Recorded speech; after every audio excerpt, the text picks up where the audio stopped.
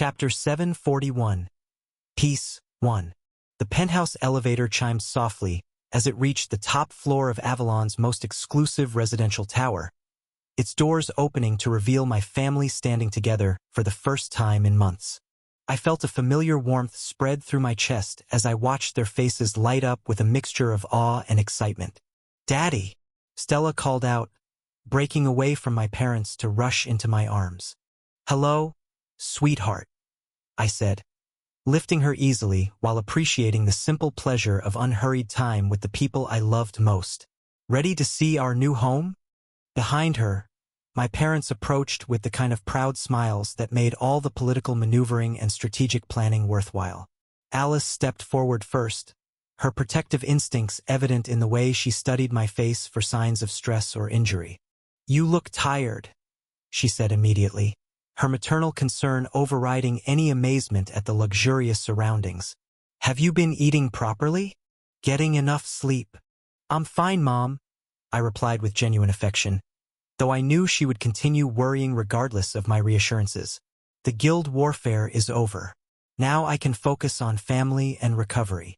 Douglas clapped me on the shoulder with obvious pride, his weathered features reflecting decades of managing their bronze-rank guild together. "Guild Grandmaster Arthur Nightingale," he said with satisfaction. "Still sounds incredible every time I hear it." My sister Arya hung back slightly, her usual confidence tempered by the obvious disparity between my achievements and her own white rank capabilities. At 20 years old, she was only a year younger than me, but the gap in our power levels had grown exponentially during my rapid advancement. "Hello, Arya," I said warmly, making sure my tone carried the same affection I had always shown her. "How's your 4th year at the academy going?" Her face brightened at my genuine interest. "Better now that my brother isn't starting continental wars every other week," she replied with mock exasperation. "Do you know how hard it is to concentrate on basic magical theory when every professor keeps asking about your latest guild absorption?" I laughed, appreciating her ability to maintain our sibling dynamic despite the changed circumstances. "I'll try to keep the continental transformation to a minimum while you're studying." "Arthur?" came a soft voice from behind me, and I turned to see Reika approaching with the graceful efficiency that characterized all her movements. Her violet hair caught the afternoon light streaming through the penthouse windows, while her distinctively shaped violet eyes reflected both professional composure and personal warmth. "Master," she said with the formal address that had never changed despite our intimate relationship, "I've prepared refreshments for your family in the main living area." My parents exchanged glances at the honorific, but they had grown accustomed to the unique dynamics of my unconventional household. Stella immediately moved toward Reika, who had become one of her favorite people during the months when I had been too busy for proper family time. "Reika," Stella said with obvious delight, "did you make those little cakes I like?" "Of course," Reika replied, her usually serious expression softening into genuine affection for Stella. "Though you'll have to eat actual food first." I felt satisfaction at watching their interaction, knowing that Stella had found security and care from people who chose to love her rather than being obligated by blood relation. "Before refreshments," I said, addressing my family's obvious curiosity about our new living arrangements, "let me show you around your new home away from home." The penthouse tour began in the main living area, a spacious room with floor-to-ceiling windows that provided panoramic views of Avalon stretching toward the horizon. The furnishings reflected both comfort and elegance, creating an atmosphere that managed to feel homey despite its obvious luxury. "This is considerable," Douglas observed, his guild master's eye automatically calculating the cost and exclusivity of such accommodations. "Arthur wanted somewhere that could accommodate everyone comfortably," Reika explained, moving to stand beside me with the natural coordination that came from months of shared living arrangements. "How many bedrooms?" Arya asked with obvious fascination at living arrangements that exceeded anything she had experienced at the academy. 12 guest bedrooms," I replied, leading them down a hallway lined with elegantly appointed rooms, each with private bathrooms and sitting areas. "Stella has her own suite, of course." "My room has a reading nook," Stella added excitedly, tugging on Reika's hand. And Reika helped me pick out all the books. Reading is important for intellectual development, Reika said seriously, though her eyes reflected affection for Stella's enthusiasm. The tour continued through a formal dining room, an expanded kitchen, a private study, and various entertainment areas designed to accommodate both intimate family gatherings and larger social functions. But the most significant moment came when I opened the doors to the master bedroom. "This is," Alice began, then stopped as she processed the implications of the room's most distinctive feature. The bed was enormous, easily large enough to accommodate 6 people comfortably, its elegant design somehow managing to avoid appearing ostentatious despite its obviously custom construction. The room itself was spacious enough to include sitting areas, a private balcony, and an ensuite bathroom that resembled a luxury spa. "Very practical," Douglas said diplomatically, his tone carefully neutral while his eyes reflected amused understanding. Aria's face turned red as she realized the implications, but she maintained composure with visible effort. "That's certainly a statement piece. Functionality over aesthetics," I replied with deliberate casualness, though I caught Reika's subtle smile at the family's reactions. After completing the tour, we gathered in the main living area where Reika had indeed prepared refreshments that exceeded anything my family might have expected. As we settled into comfortable conversation, I felt the familiar relaxation that came from being surrounded by people who loved me without agenda or calculation. "So what happens now?" Alice asked, her protective instincts still evident despite the peaceful atmosphere. "You've achieved everything you set out to accomplish. What comes next?" "Recovery," I said honestly, appreciating the opportunity to discuss personal rather than political matters. The Guild campaign was more demanding than I initially anticipated. I need time to heal properly before considering expansion to other continents. "Expansion to other continents?" Arya repeated with obvious amazement. "Arthur, you already control everything on this continent. How much larger can your ambitions get?" "Technological advancement shouldn't be limited by political boundaries," I replied, though my tone carried more academic interest than immediate urgency. "But those considerations can wait. Right now, I want to focus on family and personal recovery." Reika moved closer to me on the sofa, her proximity both comforting and subtly possessive in a way that spoke to our intimate relationship. "Master has been working excessive hours for months," she said, her hand resting on my arm with casual familiarity. "Rest and proper care are essential for long-term effectiveness." I appreciated both her concern and the way she naturally positioned herself as part of our family dynamic. Reika had evolved from professional subordinate to genuine life partner, though she maintained her formal address as a matter of personal preference. "Speaking of rest," I said, glancing at Reika with the kind of meaningful look that my family had learned to recognize. "Perhaps we should let everyone get settled in their rooms before dinner." Alice's expression showed amused recognition of my hint. "Of course, I'm sure you both have administrative matters to discuss." Stella, oblivious to the adult subtext, bounced excitedly around the room. "Can I help Reika make dinner? She's teaching me how to cook properly." "After you finish your homework," Reika replied firmly, her protective instincts for Stella evident in every interaction. Education remains the priority. As my family dispersed to explore their new accommodations, I found myself alone with Reika in the spacious living area. The afternoon sun cast golden light through the windows, highlighting the violet tones in her hair while creating an atmosphere of peaceful intimacy. "It's good to have them here," I said, settling back on the sofa while Reika moved to sit beside me with graceful efficiency. "You missed them during the campaign," she observed, her violet eyes studying my face with the attentiveness she applied to everything concerning my well-being. "Master works more effectively when family relationships are properly maintained." "And what about us?" I asked, my hand finding hers with the natural ease that had developed over months of shared challenges. "How are we doing?" Reika's expression softened into the genuine affection she showed only during private moments. "We are well, Master," she said, her formal address carrying intimate warmth rather than professional distance. though I have missed having adequate time for personal attention. I smiled at her diplomatic phrasing, appreciating both her discretion and her subtle indication that our physical relationship had been neglected during the intensive guild operations. Jean and Callie's engagement ceremony is planned for next year, I mentioned, knowing she would want to coordinate social obligations well in advance. We should start planning how to balance family time with our expanding social responsibilities. Already arranged, Reika replied immediately, her efficiency extending to every aspect of our household management. Master schedule has been restructured to prioritize personal relationships over administrative duties. 20 hours per week maximum for guild responsibilities. I felt genuine gratitude for her proactive care, combined with the familiar attraction that had never diminished despite months of high-stress operations. What would I do without you?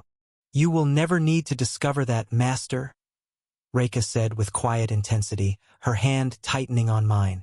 I am exactly where I choose to be. The simple declaration carried the weight of absolute commitment, and I leaned closer to appreciate both her loyalty and the subtle scent that was uniquely hers. Our kiss was gentle but unmistakably intimate, carrying the promise of more thorough reunion once family obligations were properly addressed. Welcome home, I murmured against her lips, feeling complete satisfaction with the life we had built together. Welcome home, Master, she replied, her violet eyes reflecting the kind of devoted love that made all the political complexity worthwhile. Chapter 742. Peace. 2. The morning light filtered through the penthouse windows as I found Rose in the study, surrounded by economic reports and continental trade analyses that she had somehow managed to acquire despite our supposed break from intensive guild operations. Her auburn hair caught the golden sunlight while her brown eyes moved across financial projections with the kind of focused intelligence that had made her invaluable during our economic transformation of the continent. Good morning, I said, settling into the chair beside her desk while appreciating the familiar sight of her analytical mind at work. I thought we agreed on reduced working hours. Rose looked up with a smile that carried both affection and mild exasperation. 20 hours per week for guild responsibilities, she replied, organizing her papers with characteristic efficiency. This is personal curiosity about how other continents structure their economic systems. Completely different category. I laughed, knowing that Rose's brilliant business mind never truly stopped analyzing opportunities for improvement and expansion. It was one of the things I loved most about her, the way she could see patterns and possibilities that escaped others, creating advantages through pure intellectual excellence. Of course it is, I said, moving my chair closer to hers. Find anything interesting?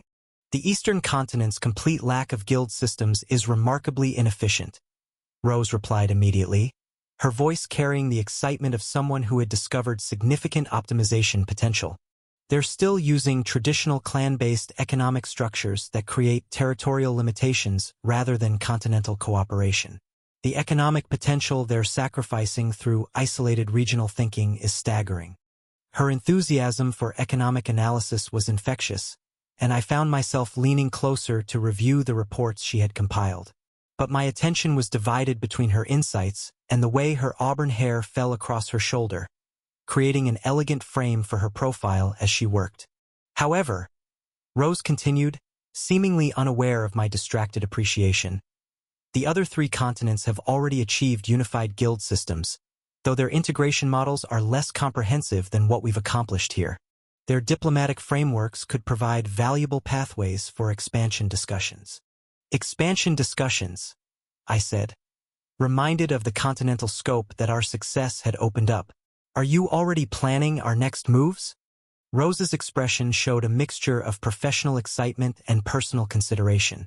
I'm analyzing possibilities, not making plans. There's a significant difference.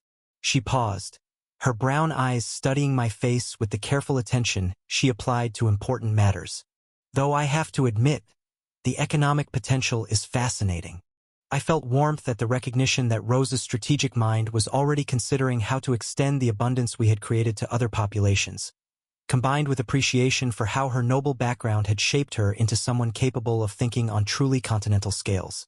Speaking of planning, I said, reaching for her hand while setting aside the economic reports that had captured her attention. "We haven't had proper time together since before the Alliance campaign. I've missed you." Rose's smile softened into the genuine affection she showed during private moments, her professional composure giving way to personal warmth. "I've missed you too," she said, her fingers intertwining with mine.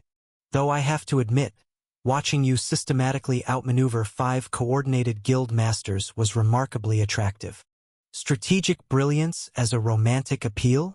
I asked with amused appreciation for her unique perspective. "Intelligence is the most attractive quality," Rose replied with absolute seriousness, though her eyes sparkled with playful undertones. "Watching you turn Victor Shadowbane's own methods against him was better than any poetry." I leaned closer, appreciating both her intellectual appreciation and the subtle scent that was uniquely hers, a combination of expensive perfume and the particular warmth that belonged only to Rose. "And here I thought you were attracted to my devastating charm and good looks." "Those don't hurt," Rose admitted, her hand moving to rest on my chest with casual intimacy that spoke to our established physical relationship. "But charm without substance is merely manipulation. You have both intelligence and genuine care for people's well-being. That combination is compelling." Her touch sent familiar warmth through me, reminding me of exactly how much I had missed the physical connection we shared. Months of high-stress operations had forced us to prioritize strategic necessity over personal intimacy, but now we finally had time to reconnect properly. "Rose," I murmured, my hand moving to cup her face while appreciating the elegant bone structure that reflected her noble breeding. "I love how your mind works, but right now I'm more interested in how your body feels against mine." Her breath caught slightly at my directness, brown eyes darkening with familiar desire. "Arthur?" she whispered, her professional composure dissolving into something much more primal. "Your family is in the next room." "Then we'll have to be quiet," I replied, standing and drawing her up with me. "My bedroom has excellent soundproofing." Rose's laugh was breathless as she allowed me to lead her from the study, her hand tight in mine. "You're terrible," she said, though her eager pace suggested she had no real objections to my suggestion. "I'm in love," I corrected, pausing in the hallway to press her against the wall, my mouth finding hers in a kiss that carried months of suppressed hunger. "And I've been patient long enough." Her response was immediate and desperate, arms circling my neck as she pressed closer with obvious need. "Too long," she agreed between kisses. "Much too long." The few steps to my bedroom felt like miles, but finally we were alone behind closed doors, afternoon sunlight streaming through tall windows to illuminate the massive bed that had been designed specifically for moments like this. "I love you," I said, taking my time to appreciate her in the golden light, the way her auburn hair spread across the pillows as she reached for me with unconcealed want. "Show me," Rose replied, her noble composure completely abandoned in favor of raw desire. "Show me how much you missed me." The afternoon that followed was everything I had been craving during the long months of strategic planning and political maneuvering. Rose was passionate and giving, her brilliant mind translating into creative physical expression that left us both thoroughly satisfied. Her noble upbringing had included certain educational advantages that enhanced our intimacy in ways that never failed to surprise me. Later, as we lay entwined in the comfortable exhaustion that followed truly satisfying reunion, Rose traced patterns on my chest with lazy contentment. "Your stamina has improved," she observed with satisfied amusement. "One of the benefits of reaching peak ascendant rank?" "One of many benefits," I replied, pressing a kiss to her hair while appreciating the way she fit perfectly against my side. "Though I think the motivation was more important than the enhancement." "Flattery," Rose said, though her pleased smile suggested she appreciated the sentiment.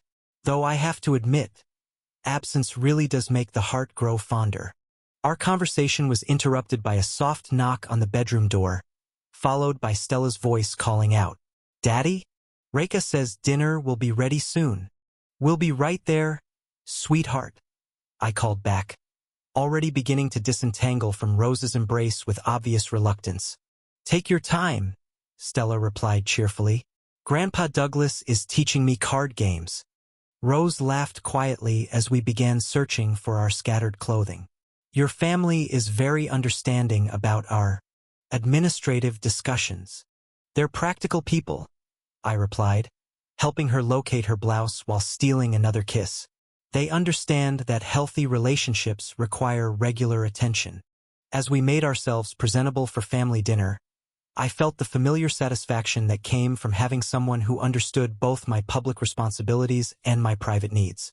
Rose's noble background meant she could navigate complex social situations with natural grace, while her economic brilliance made her an invaluable partner in planning our future together.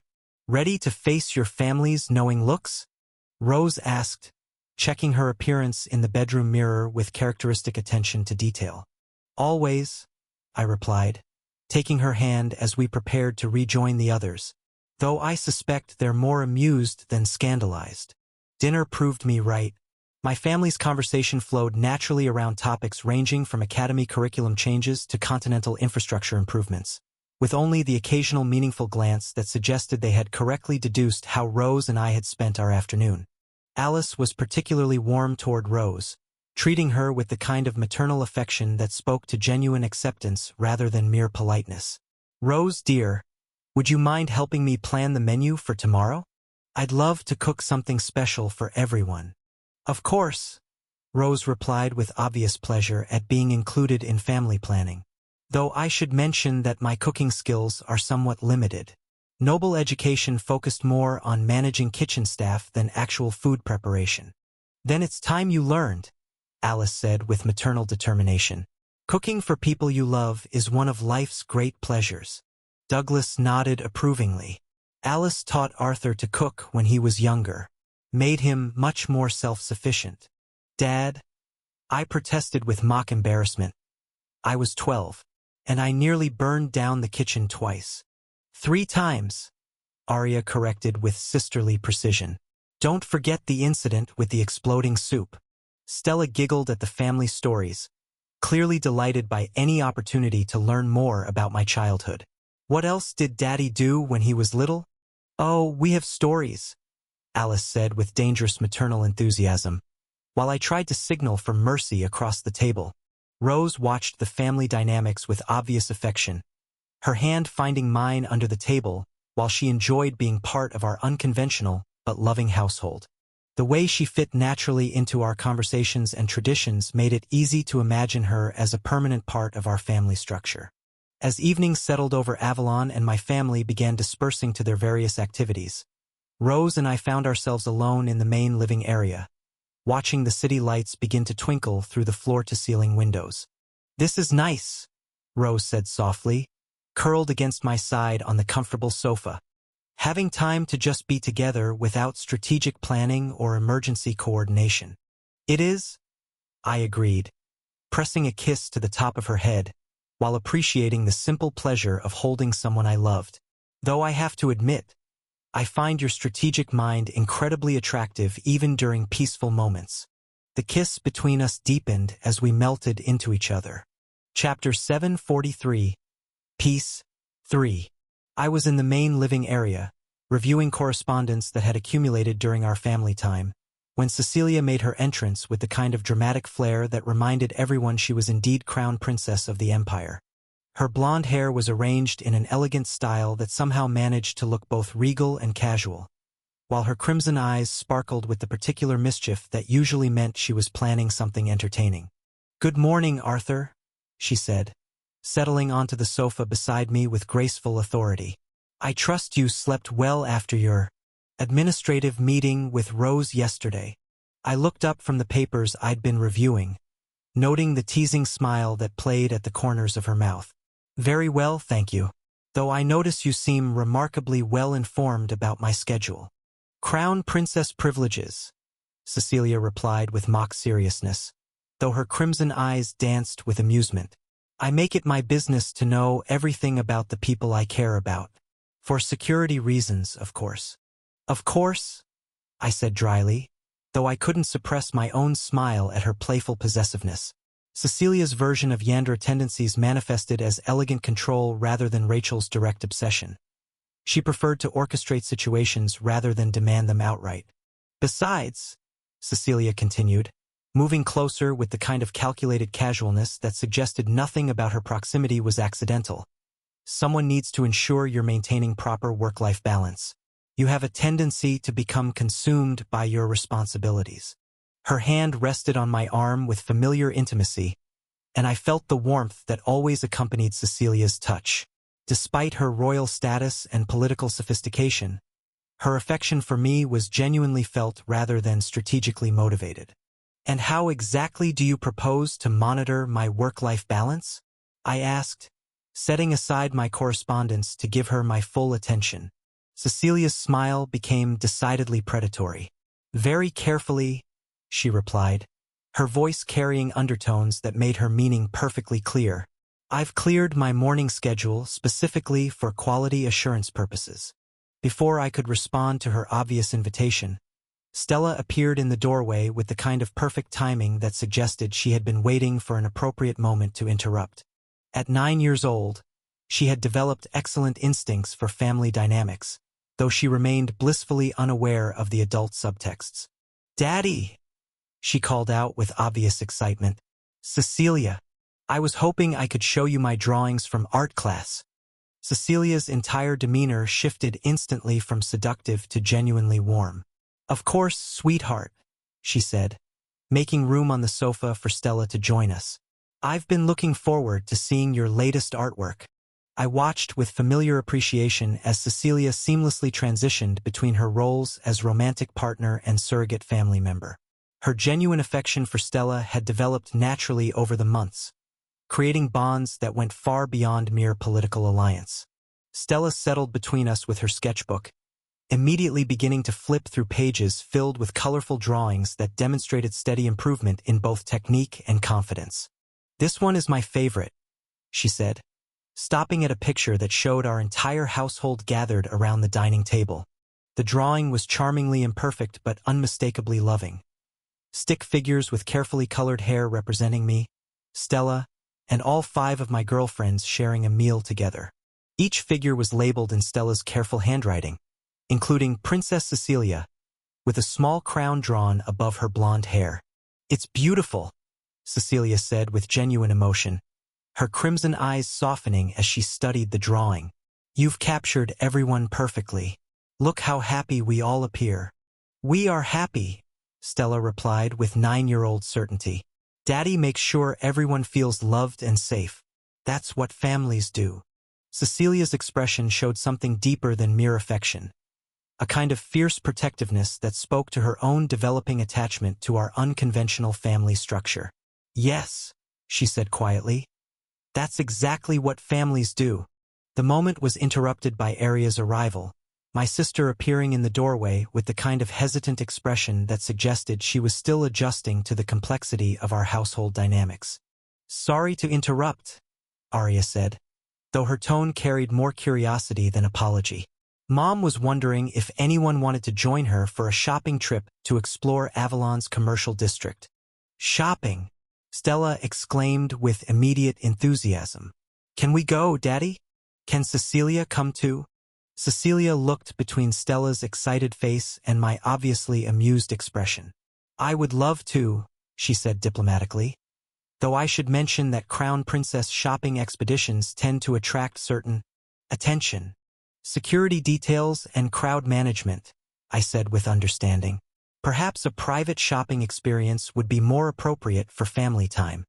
"Already arranged," Cecilia replied with the kind of smooth efficiency that demonstrated why she was such an effective political operator. "I took the liberty of having several boutiques prepare private showings here in the penthouse. They'll arrive this afternoon with selections appropriate for the entire family." Aria's eyebrows rose slightly at the casual mention of having boutiques come to us rather than the reverse. "That's very convenient." "Crown Princess privileges," Cecilia repeated with satisfied amusement. "Though in this case, it's more about ensuring Stella gets to enjoy shopping without paparazzi complications." I felt familiar appreciation for the way Cecilia balanced her royal status with genuine consideration for our family's needs.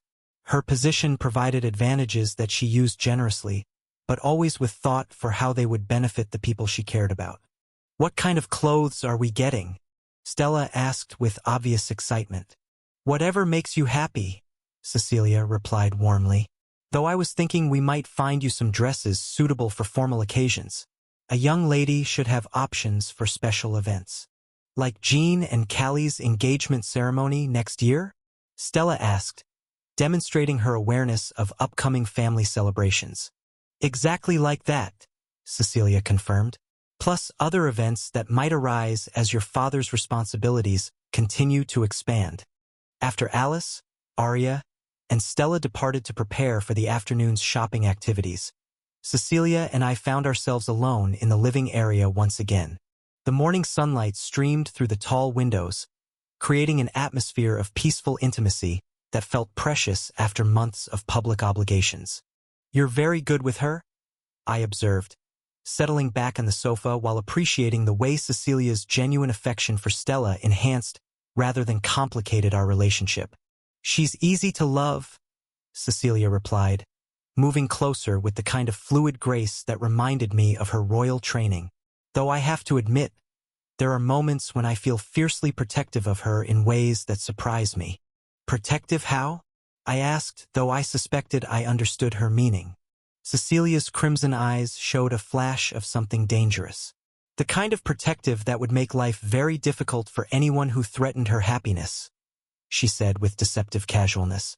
"I may be crown princess, but I'm also part of this family now. That creates certain obligations." I felt a familiar thrill at the elegant menace that lurked beneath Cecilia's polished exterior. Her Yandere tendencies manifested as sophisticated control rather than overt possessiveness, but they were no less intense for being refined. "And what about threats to your own happiness?" I asked, my hand finding hers while appreciating the way her touch sent warmth through me. "Those would be handled with appropriate royal authority," Cecilia replied, her smile carrying implications that were both seductive and slightly terrifying. "I don't share well, Arthur. It's one of my less admirable character traits." "You share with 4 other women quite effectively," I pointed out, though I was moving closer as I spoke. "That's different," Cecilia said, her voice dropping to something more intimate. "They're family too. But anyone outside our circle who tried to interfere." She trailed off, but her meaning was perfectly clear. I kissed her then, appreciating both her possessive devotion and the way she yielded to my touch despite her royal authority. Cecilia's response was immediate and hungry, her arms circling my neck as she pressed closer with obvious need. "I've missed this," she murmured against my lips. "Missed having time to just be with you without political obligations or strategic planning." "Show me how much," I replied, standing and drawing her toward the hallway that led to my private quarters. "Your family," Cecilia protested half-heartedly, though she was already allowing me to lead her away from the main living area. "We'll be busy with shopping preparations for hours," I replied, pausing to press her against the hallway wall. "More than enough time for proper reunion." Cecilia's laugh was breathless as she pulled me closer. "I love your definition of proper reunion." The afternoon that followed was everything I had been anticipating since Cecilia's arrival. Her royal upbringing had included certain educational advantages that translated into creative physical expression, while her natural authority created an intriguing dynamic when applied to intimate situations. She was passionate and commanding, taking control in ways that never failed to surprise and satisfy me. Later, as we lay together in the comfortable exhaustion that followed truly satisfying intimacy, Cecilia traced patterns on my chest with elegant fingers. "Your endurance continues to impress," she observed with royal satisfaction. "Though I suppose peak ascendant rank enhancement has certain practical advantages." "Among others," I replied, appreciating the way she fit perfectly against my side. "Though I think the motivation was more important than the magical enhancement." "Careful," Cecilia warned with playful menace. "Flattery might convince me to extend this quality assurance session." "Would that be so terrible?" I asked, pressing a kiss to her blonde hair. "Terrible for your family's dinner schedule," Cecilia replied with amused practicality. though I suppose crown princess privileges include making people wait occasionally. Our private moment was interrupted by sounds of activity from the main living area as the boutique representatives arrived for Stella's shopping experience. Through the bedroom walls, I could hear excited voices and the rustle of fabric as selections were displayed for family approval. "We should join them," Cecilia said with obvious reluctance, though she was already beginning to disentangle from our embrace. "In a few minutes," I replied, tightening my arms around her. "I want to make sure you understand how much I appreciate having you here. That few minutes may have extended longer accidentally." Chapter 744. Piece 4.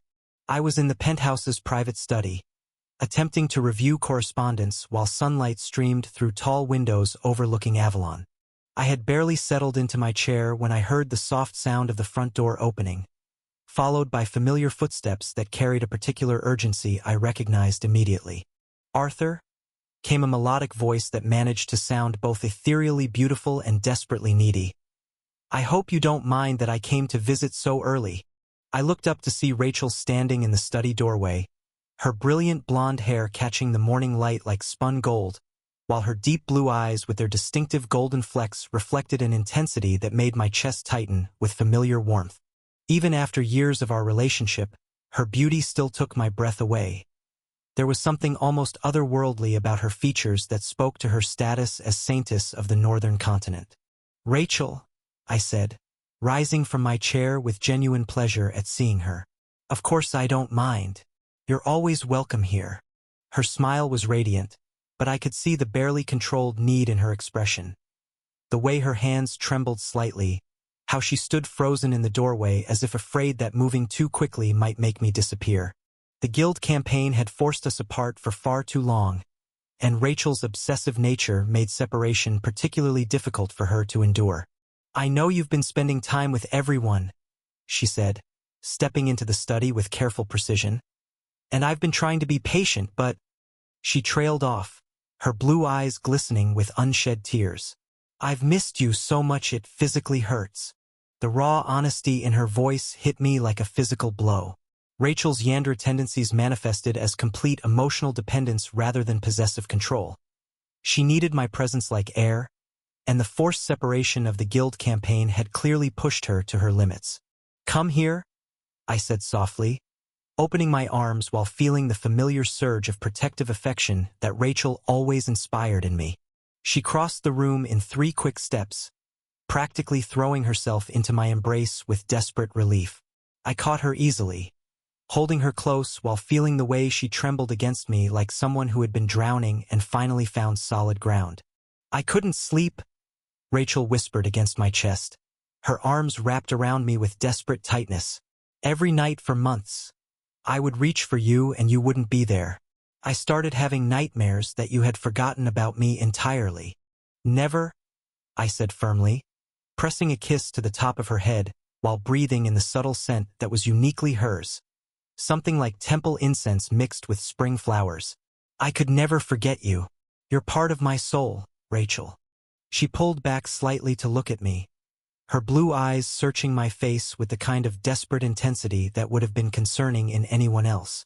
"Promise me," she said, her voice breaking slightly. "Promise me you'll never leave me behind again. I can't survive it." The vulnerability in her expression made my heart ache. Rachel's obsession with me wasn't healthy by conventional standards, but it was so genuinely felt that I couldn't find it anything but endearing. She loved me with every fiber of her being, and the thought of losing that devotion was more terrifying than facing any guild master. "I promise," I said, cupping her face in my hands while appreciating the perfect features that seemed almost too beautiful to be real. "We're never going to be separated like that again." Rachel's smile was like sunrise after the darkest night, transforming her face from desperate need into radiant joy. "I love you," she breathed, standing on her tiptoes to kiss me with the kind of passionate gratitude that spoke to months of suppressed longing. I kissed her back with equal intensity, tasting the familiar sweetness that belonged only to Rachel while feeling the way she melted into my embrace with complete surrender. Her response was immediate and hungry, hands tangling in my hair as she pressed closer with obvious desperation. "Arthur," she whispered against my lips. "I need you. I've needed you for so long I thought I might go insane." "I'm here," I murmured, already beginning to guide her toward the study's private seating area. "I'm here, and I'm not going anywhere." "Your family," Rachel protested weakly, though she was already allowing me to draw her down onto the comfortable sofa. "Are having breakfast and won't disturb us," I replied, my hands moving to frame her face while appreciating the way her golden-flecked eyes darkened with desire. "Besides, they understand that we need time to reconnect properly." Rachel's laugh was slightly hysterical with relief. "Properly?" she repeated, her hands already moving to trace the lines of my chest through my shirt. "I've dreamed about properly every night for months." What followed was everything Rachel had been craving during our forced separation. She was passionate and desperate, her Saintess training translating into surprisingly creative physical expression that never failed to surprise me. Her need for closeness went beyond mere physical desire. She required the emotional connection that came from complete intimacy, the reassurance that I was truly there and truly hers. "I love you," she whispered repeatedly throughout our reunion, as if the words were a prayer she needed to keep repeating. "I love you. I love you. I can't live without you." "I love you too," I replied each time, meaning it completely while appreciating the way her face lit up at every repetition. "You're irreplaceable, Rachel. Absolutely irreplaceable."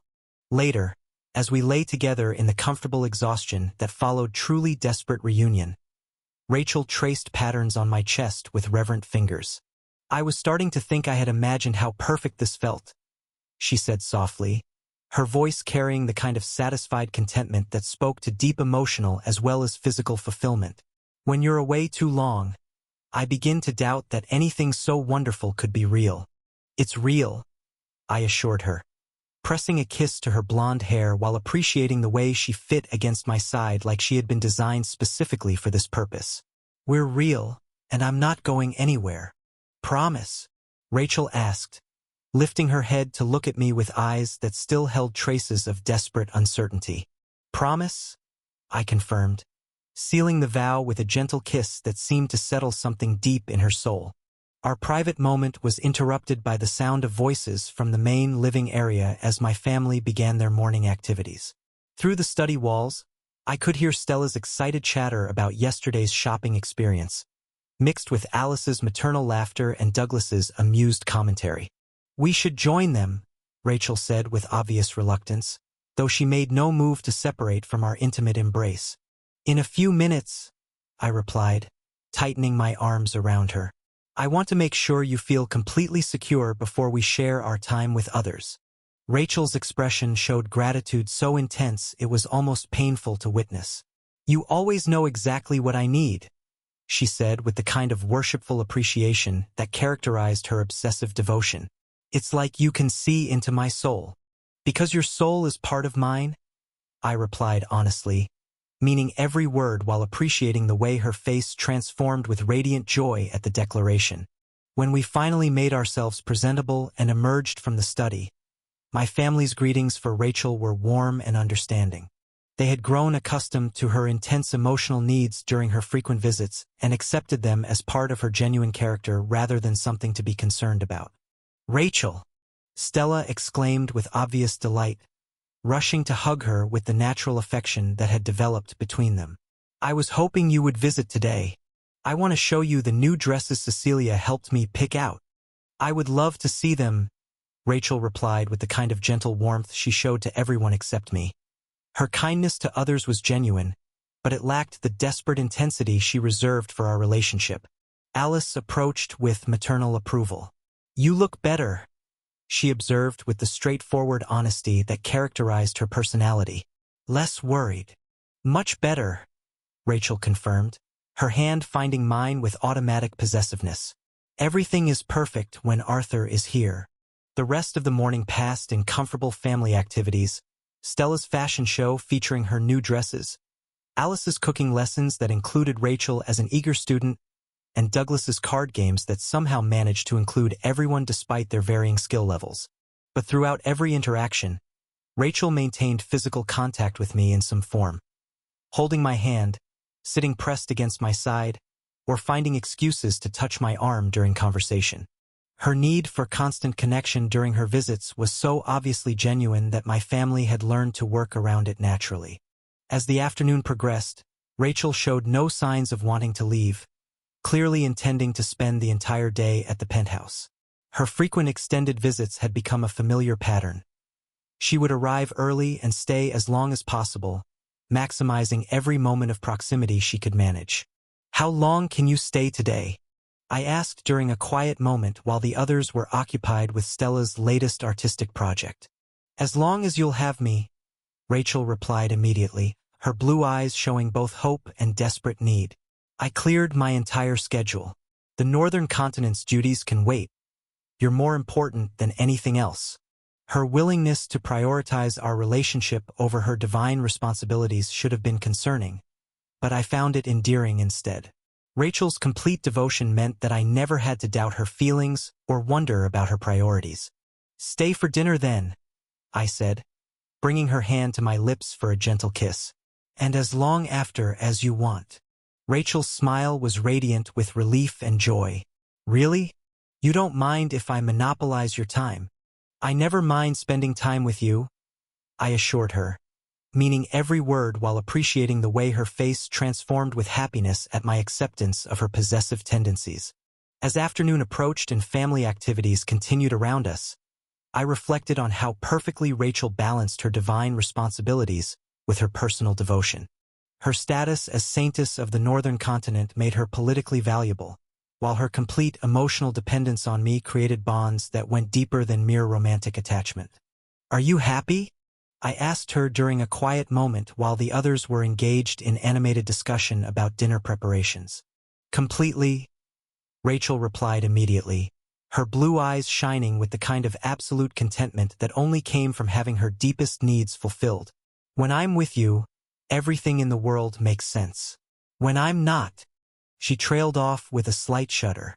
"You don't have to think about that anymore," I assured her, understanding that her brief visits could never fully satisfy her need for constant proximity. "We're together now, and that's all that matters." Chapter 745. Piece 5. 3 weeks into my recovery period, the penthouse had settled into a comfortable rhythm of family life and gradual healing. The physical damage from using gray prematurely was finally beginning to fade, and I could feel my strength starting to flow more naturally again. I was reviewing morning reports in the study when I heard the distinctive sound of teleportation magic activating in the main living area.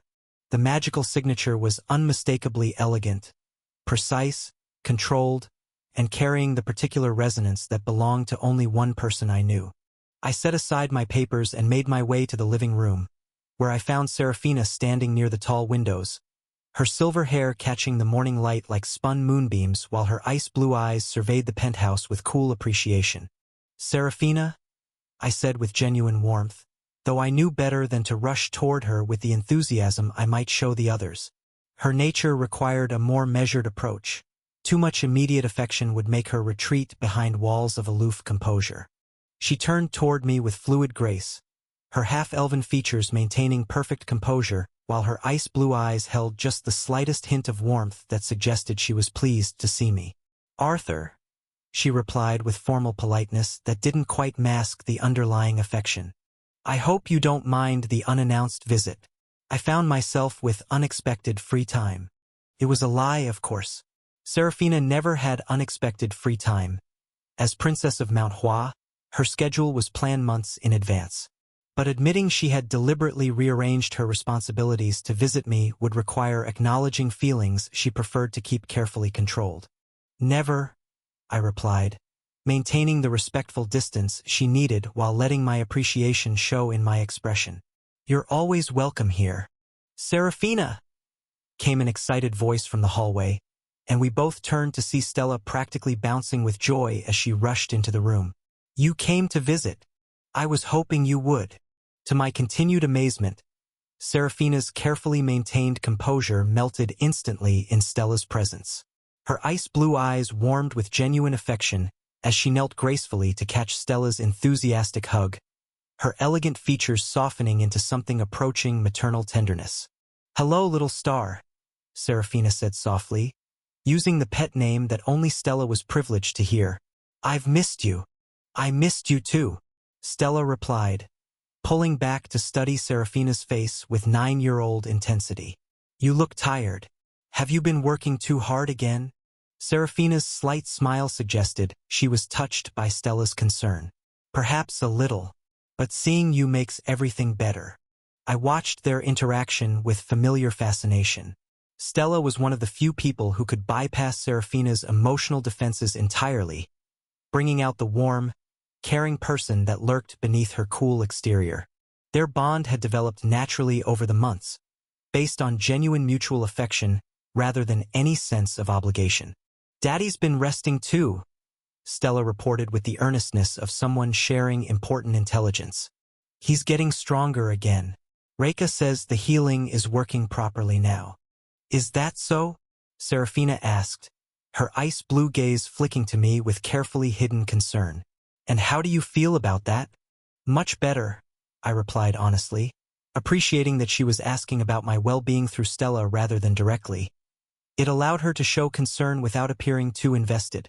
"The strength progression is finally starting to resume." Serafina nodded with apparent indifference, though I caught the slight relaxation in her shoulders that suggested relief. "Good. It would be inconvenient if the guild grandmaster remained weakened indefinitely." Alice's voice carried from the kitchen, calling out a greeting. "Serafina, dear, I was just starting lunch preparations. I hope you'll stay to eat with us." "If it's not too much trouble," Serafina replied with formal politeness, though the way she kept one arm around Stella suggested she had no intention of leaving anytime soon. "Never trouble," Alice called back warmly, though I should mention that Douglas is attempting to teach Arya some kind of card game that involves increasingly creative interpretations of the rules.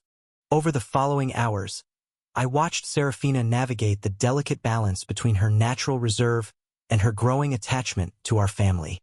She was unfailingly polite with my parents, gently amused by Arya's academy stories, and completely devoted to Stella's endless chatter about art projects and reading adventures. But with me, she maintained careful emotional distance even while staying physically close. She would sit beside me during family conversations, allow brief touches during natural moments, and engage in subtle displays of affection that could be dismissed as mere courtesy if questioned. "Your penthouse is adequate," she observed during a quiet moment while the others were occupied with lunch preparations. We stood together near the tall windows, looking out over Avalon's sprawling cityscape. "High praise coming from royalty," I replied with gentle amusement, understanding that adequate was Serafina's way of saying she was impressed.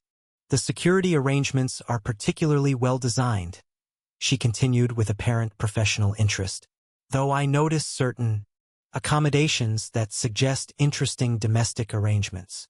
Her ice blue eyes flicked meaningfully toward the direction of my bedroom, and I realized she had noticed the oversized bed during her discreet exploration of the penthouse. "Practical considerations," I replied diplomatically, earning one of her rare, subtle smiles. "Indeed, very practical." As afternoon settled into evening, Serafina gradually allowed herself to relax more completely. She helped Alice with dinner preparations, displaying cooking skills that seemed to surprise my mother with their sophistication. She participated in Douglas's increasingly elaborate card games with strategic brilliance hidden behind apparent indifference. Most importantly, she spent considerable time reading to Stella, her melodic voice bringing fairy tales to life with subtle magical enhancement that made the stories feel almost real. "You're very good with her," I observed during a moment when Stella had fallen asleep against Serafina's shoulder, exhausted from a full day of family activities. "She's special," Serafina replied softly, her ice blue eyes showing genuine warmth as she looked down at Stella's peaceful face. "Innocent in ways that are rare and precious." "She adores you," I said, settling beside them on the sofa while being careful not to disturb Stella's rest. "The feeling is mutual," Serafina admitted, one of the few completely honest emotional statements I had ever heard her make. Though I would prefer if you didn't make a habit of announcing my sentimental attachments. Your secret is safe, I assured her, reaching over to gently brush a strand of silver hair from her face.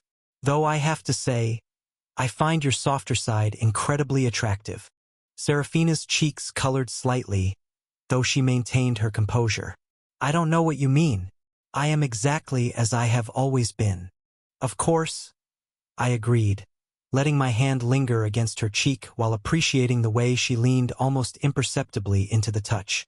Consistently perfect. We sat in comfortable silence as the evening light faded over Avalon. Stella sleeping peacefully between us while my family moved quietly through their evening routines. The domestic tranquility felt precious after months of political complexity and strategic planning. How much longer will you stay? I asked softly, not wanting to wake Stella but needing to know how much time we had together. I could remain until tomorrow evening, Serafina replied with studied casualness. If it wouldn't be inconvenient. The careful way she phrased the request told me she wanted to stay longer but wouldn't admit to needing the extended time together. It would be my pleasure to have you here as long as you can manage. Serafina's smile was subtle but genuine.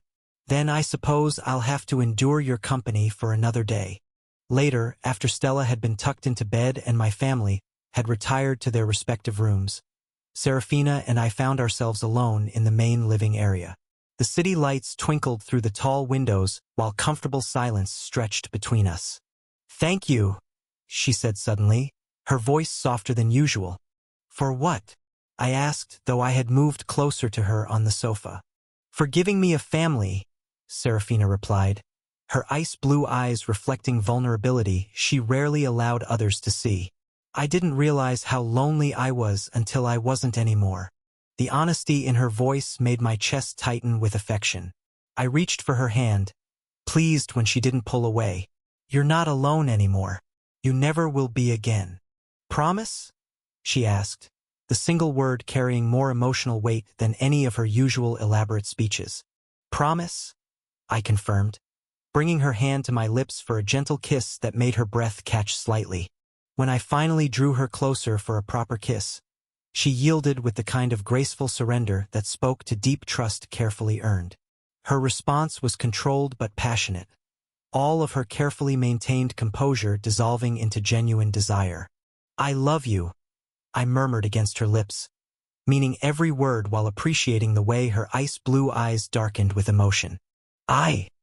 She began, then stopped, struggling with feelings she found difficult to express directly. I know, I said gently, understanding that Serafina's love was shown through actions rather than words. I can see it in everything you do. Chapter 746. Bahamut's Heart, 1. 3 months had passed since acquiring the new penthouse, and the difference in how I felt was remarkable.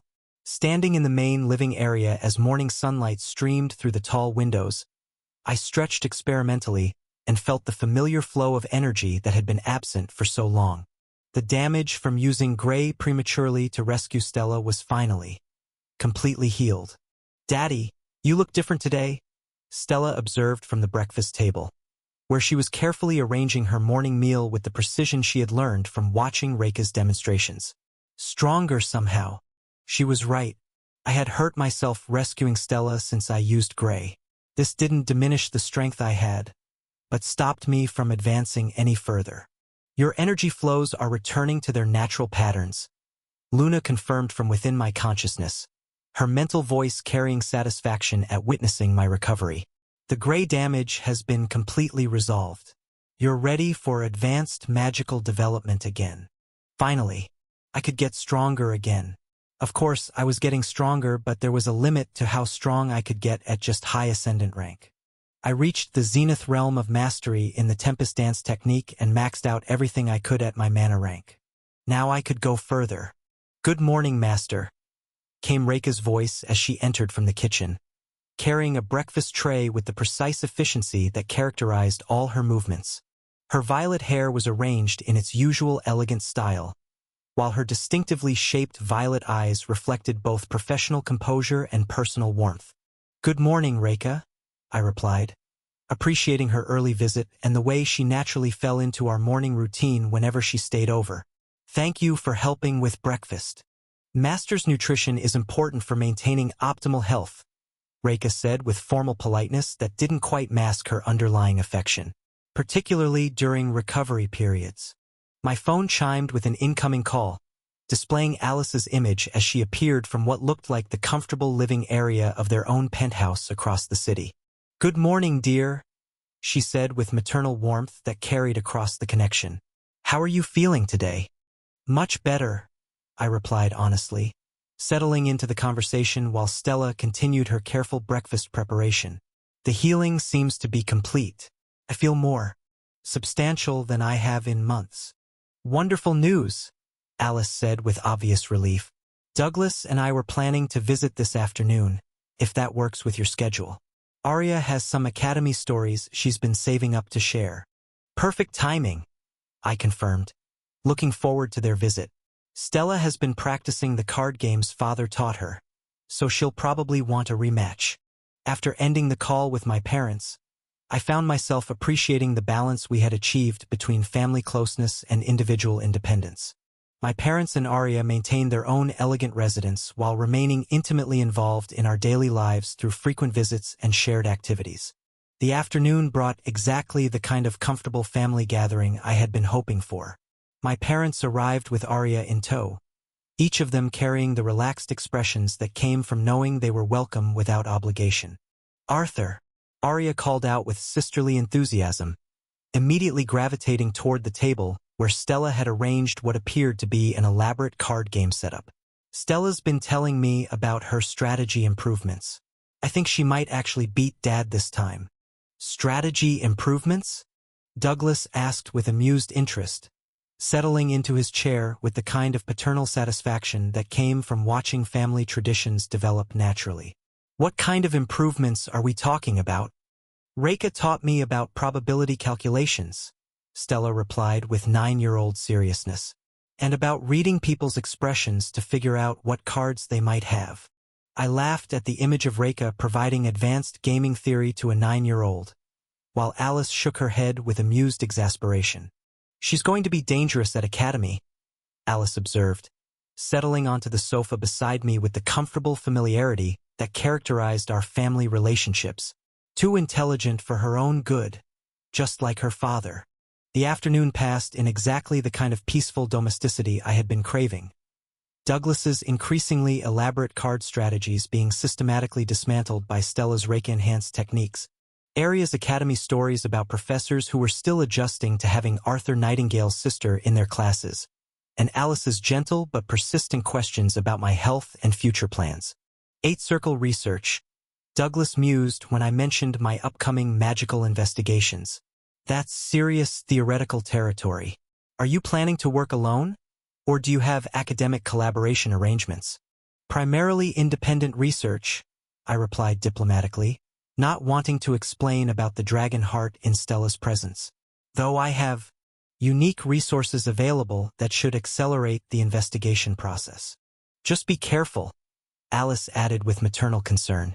Advanced magical research can be unpredictable, and you've only just finished healing from your previous challenges. As evening approached and my family prepared to return to their own penthouse for dinner, I felt the familiar gratitude that came from having people who cared about my well-being without needing to share my living space constantly. We'll visit again tomorrow, Alice promised, giving both Stella and me thorough hugs before departing. And Arthur, don't let your research consume you completely. Family time is just as important as magical advancement. After they left, Stella and I settled into our evening routine. Her homework review, my administrative correspondence, and the comfortable shared silence that had become one of my favorite parts of each day. Daddy, Stella said during a quiet moment while she worked on her art project, are you going to start doing the really hard magic stuff soon? Probably, I replied honestly, moving to sit beside her while admiring her latest drawing. A detailed picture of our penthouse with everyone who regularly visited clearly labeled in careful handwriting. Is that something that worries you? Stella considered the question with the kind of seriousness she applied to important matters. A little, But Reika says you're very good at being careful, and that family always comes first no matter what. Reika is absolutely right, I confirmed, appreciating once again how naturally my protective companion had taken on a quasi-maternal role in Stella's life. No magical research is more important than making sure you feel safe and loved. Later that evening, after Stella had been tucked into bed with her new books and elaborate goodnight rituals, I found myself standing alone in the main living area, looking out over Avalon's lights while contemplating the research that lay ahead. The dragon heart waited in the secure laboratory, containing knowledge that could potentially revolutionize my understanding of advanced magic. But unlike the desperate urgency that had characterized so many of my previous challenges, this felt like an opportunity to be savored rather than a crisis to be resolved. "You're ready?" Luna observed, her mental presence carrying anticipation that matched my own. "The healing is complete, your family relationships are stable, and your understanding of magical principles has reached the point where dragon knowledge can be safely approached. How long do you think the initial investigation will take?" I asked, though I suspected the answer would involve significantly more complexity than simple timeframes. "Dragon magic doesn't follow human scheduling," Luna replied with amusement.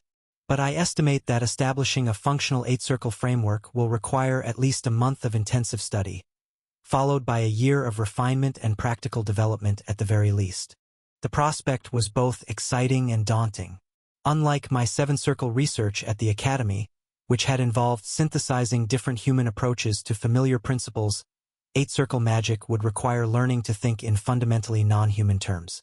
As the evening settled into peaceful domesticity, Stella sleeping safely in her room, the penthouse secure and comfortable around us, I felt complete contentment with the foundation I had built for this next phase of development. Chapter 747. Bahamut's Heart, 2. The laboratory felt different as I descended the stairs the following morning, carrying a cup of coffee and the anticipation that came with beginning genuinely groundbreaking research. Stella was safely at her morning lessons with private tutors, giving me several hours of uninterrupted time to finally approach the challenge I had been preparing for. Bahamut's dragon heart sat in its containment field exactly as I had left it weeks ago, a crystalline structure nearly the size of my torso, pulsing with energy so ancient and powerful it seemed to bend reality around itself. But this time, instead of feeling overwhelmed by its presence, I approached it with the systematic methodology that had enabled my 7-circle breakthrough. "The difference between 7-circle and 8-circle magic," I murmured, activating my soul vision to begin detailed analysis, "is just how mana is manipulated, resulting in more power." "Exactly." Luna's mental voice carried satisfaction at my understanding. "Human magic achieves 8-circle effects through mathematical optimization and systematic frameworks. Dragon magic reaches the same power levels through perfect intuitive balance. Both approaches can accomplish identical results. The difference is in methodology, not capability." I had been thinking about this challenge for weeks, and I believed the solution lay in combining human systematic thinking with the intuitive harmony that dragons achieved naturally.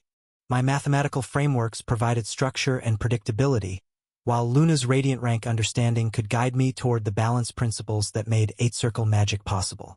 "I think it's time we worked on this together properly," I said aloud, knowing Luna would understand my meaning. The air in the laboratory shimmered, and Luna's physical manifestation began to materialize. A childlike form with amethyst hair that seemed to contain tiny points of starlight and golden eyes that held wisdom far beyond her apparent age. Her presence made the dragon heart's energy patterns more visible, as if her Qilin nature resonated with the ancient draconic power. "Much better," Luna said with obvious satisfaction, her voice carrying the musical quality that characterized her physical speech. "I can sense the heart's knowledge much more clearly like this." She approached the dragon heart with reverence, her small hands glowing with soft radiant energy as she placed them on the crystalline surface. Bahamut was ancient even by dragon standards. The knowledge contained here spans millennia of magical understanding. "And it's completely overwhelming when approached directly," I added, remembering my previous attempts at simple contact. "But what if we combined your intuitive understanding with my mathematical frameworks? Create a hybrid approach that leverages both advantages." Luna's golden eyes brightened with interest. Human systematic thinking to provide structure, Qilin harmonic perception to guide balance. It could work, but it would require perfect coordination between us. I moved to stand beside her, placing my own hands on the dragon heart while opening my consciousness to both the ancient knowledge it contained and Luna's radiant presence. The combination was immediately different from my previous attempts. Instead of drowning in overwhelming information, I found myself able to perceive patterns and relationships that had been invisible before. I can see the mathematical structures underlying dragon magic, I said with growing excitement, my enhanced perception revealing equations that existed in multiple dimensions simultaneously. But they're not linear like human spell matrices. They're organic somehow. Dragons don't construct spells, Luna explained, her golden eyes reflecting the crystalline patterns emerging around us. They grow them, like cultivating living systems that achieve balance through natural harmony rather than imposed structure. The insight was revolutionary.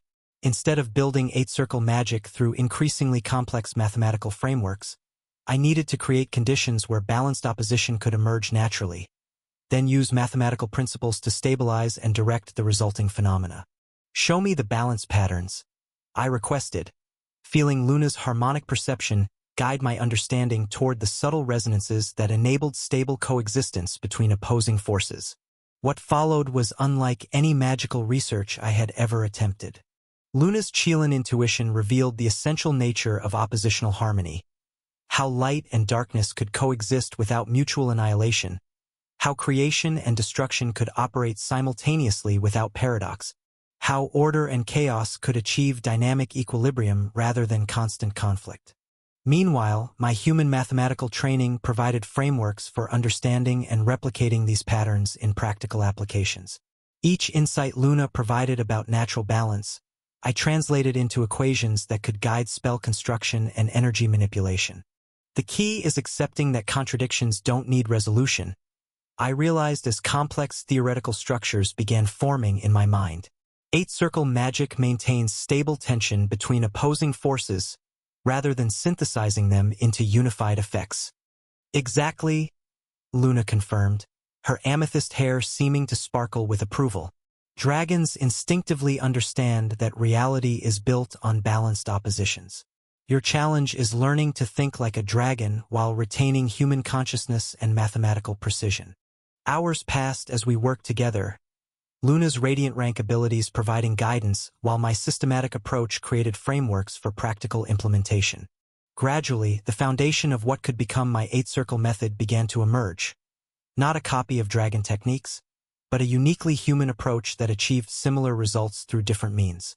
I'm calling it the Draconic Equilibrium Synthesis, I said as preliminary theoretical structures took shape around us. 3 primary cores maintaining dynamic balance: light/order/creation, darkness/chaos/destruction, and harmonic synthesis. Each core can dominate temporarily while the others provide stabilizing opposition. Luna studied the emerging patterns with obvious fascination. It's elegant. You're using mathematical frameworks to create the stability that dragons achieve through instinctive understanding. Different methods, but the underlying principles are identical. My first attempt at creating an actual eight-circle formation was crude but functional. The 3 cores achieved temporary equilibrium, generating energy patterns that exceeded anything I had managed with 7-circle magic.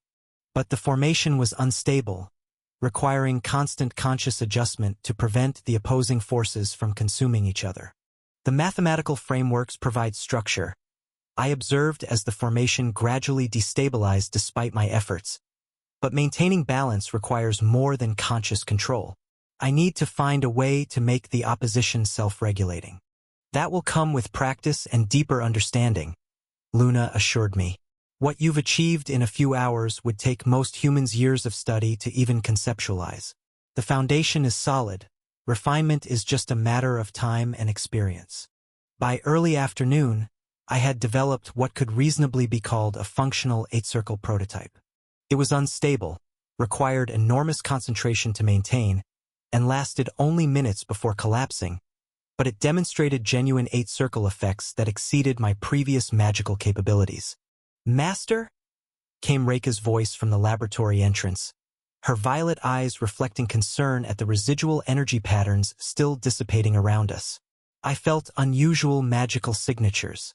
Is everything proceeding safely? Very safely, I assured her, noting how Luna had already begun fading back into purely mental presence at Reika's arrival. Just some theoretical breakthrough work. How are Stella's lessons progressing? Excellently. She has requested permission to show you her latest arithmetic improvements when you have time available, Reika replied, though her gaze lingered on the dragon heart with obvious recognition of its significance. As I prepared to conclude the morning's research session, I felt profound satisfaction with what had been accomplished. The combination of Luna's Qilin intuition and my human mathematical training had produced insights that neither approach could have achieved alone. This is just the beginning, Luna observed as her physical manifestation completely faded, leaving only her mental presence. You've established the theoretical foundation, but mastering eight-circle magic will require months of careful development. I understand, I replied, already anticipating the long journey ahead. But having a functional framework makes everything else possible. We've proven that human eight-circle magic can work. Now it's just a matter of refinement and practical application. Looking back at the dragon heart as I prepared to return upstairs, I felt the familiar satisfaction that came from successful research. Unlike the desperate urgency that had characterized my seven-circle development, this felt like the beginning of a gradual but inevitable progression toward capabilities I could barely imagine. Eight-circle magic was no longer a theoretical impossibility, but a practical challenge that could be solved through patience, careful study, and the continued collaboration between human systematic thinking and Qilin harmonic wisdom. The foundation was complete. Everything that came next would be building upon this first crucial breakthrough. Chapter 748. Bahamut's Heart, 3. The third week of November brought the first real snowfall of the season, of course, that only happened outside the weather-controlled Avalon City. Meanwhile, I struggled with the fundamental instability of my draconic equilibrium synthesis. The prototype I had developed with Luna's help was functional, but maintaining it required such intense concentration that it became exhausting within minutes. The mathematical frameworks provide structure, I muttered, reviewing my notes from the previous week's breakthrough, but the opposing forces still want to consume each other instead of achieving stable equilibrium. The problem is that you're trying to force balance through conscious control, Luna observed from her position floating near the dragon heart. Her physical manifestations had become more frequent since our successful collaboration, though she still appeared as a child with amethyst hair that sparkled with contained starlight. Dragons don't think their way into balance. They feel it. That insight had led me to develop what I was calling spiral mirror meditation, based on the dual nature approach outlined in my theoretical framework. Each morning before beginning mathematical work, I spent an hour practicing the discipline Luna had helped me devise. Draw the spiral, I murmured, settling into meditation position with my back against the laboratory wall. The first phase required visualizing a golden logarithmic helix, while simultaneously maintaining a harmonic hum that resonated with Luna's Qilin nature. The dual-focus drill was surprisingly difficult. My mind wanted to concentrate on either the visual spiral pattern or the musical harmony, but achieving both simultaneously required a different kind of mental state entirely. After 2 weeks of practice, I could maintain the combination for nearly 20 minutes before fatigue set in. Better, Luna commented as I concluded the morning's session. Your senses are naturally growing through this practice. Soon you'll start perceiving mana flows as curved patterns rather than linear streams. The mathematical work that followed was where I made my most concrete progress. The Splitoctonian algebra that formed the theoretical foundation of eight-circle magic was unlike anything I had encountered in seven-circle mathematics. Where Fuller method relied on associative operations that could be solved systematically, octonion multiplication was non-associative but alternative, requiring an entirely different approach to problem-solving. Master! Reika's voice came from the laboratory entrance as I worked through a particularly complex identity proof. I have organized yesterday's theoretical notes as requested. Reika had become invaluable during this research phase, her absolute devotion expressing itself through meticulous documentation of every insight and breakthrough. Her violet eyes reflected genuine fascination as she watched me work, though she clearly understood little of the advanced mathematics involved. "Thank you," I said, accepting the carefully organized papers. "Have you heard from Stella's tutors about her progress?" "Excellently, as always. Stella has requested permission to show you her latest arithmetic work when you have time available," Reika replied with obvious fondness. Despite having no magical potential herself, Stella had impressive mathematical intuition that made her tutors consistently praise her capabilities. "I'll visit her after lunch," I promised, returning my attention to the octonion identities that were gradually becoming more intuitive through repetition. The theoretical breakthrough came when I stopped trying to solve the mathematical problems through pure logic and instead allowed Luna's harmonic intuition to guide my understanding. The key insight was accepting that contradictions didn't need resolution. Eight-circle magic maintained stable tension between opposing forces rather than synthesizing them into unified effects. It's like learning to see with both eyes instead of one, I realized as complex relationships began making sense. The mathematics describes dynamic balance rather than static equilibrium. "Exactly," Luna confirmed, her golden eyes brightening with approval. "You're beginning to think like a dragon while retaining human mathematical precision." By the time Rose arrived for her scheduled visit that afternoon, I had made substantial progress stabilizing the three-core system that formed the heart of my prototype. Her auburn hair was dusted with snow from the journey, and her brown eyes immediately focused on the residual energy patterns still visible around my workspace. "Those formations are far more stable than what you described last week," she observed with the analytical precision that made her such an effective mage. "The oscillation frequency has decreased significantly. Luna's been helping me understand the balance principles that make extended stability possible," I explained, gesturing toward the mathematical frameworks covering multiple whiteboards. "But I'm still struggling with some of the higher-order octonion relationships." Rose studied the equations with obvious interest, her genius-level intellect immediately grasping the theoretical foundations even without prior exposure to eight-circle mathematics. "These multiplication tables are fascinating. The non-associative property creates solution spaces that simply don't exist in seven-circle magic." What followed was one of the most productive theoretical sessions I had experienced since beginning this research. Rose's mathematical intuition provided valuable alternative perspectives on problems I had been approaching too rigidly. "Here," she said, pointing to a particularly complex identity I had been struggling with. "Instead of solving this directly, what if you approached it as a harmonic resonance problem? The opposition between these terms might stabilize naturally if you let them find their own equilibrium point." The suggestion led to a breakthrough in understanding how the operator would eventually function. Instead of imposing mathematical constraints on the opposing forces, I needed to create conditions where stable tension could emerge organically. "You're absolutely right," I said with growing excitement as the theoretical framework began clicking into place. "I've been thinking like a seven-circle mage trying to control everything through conscious manipulation.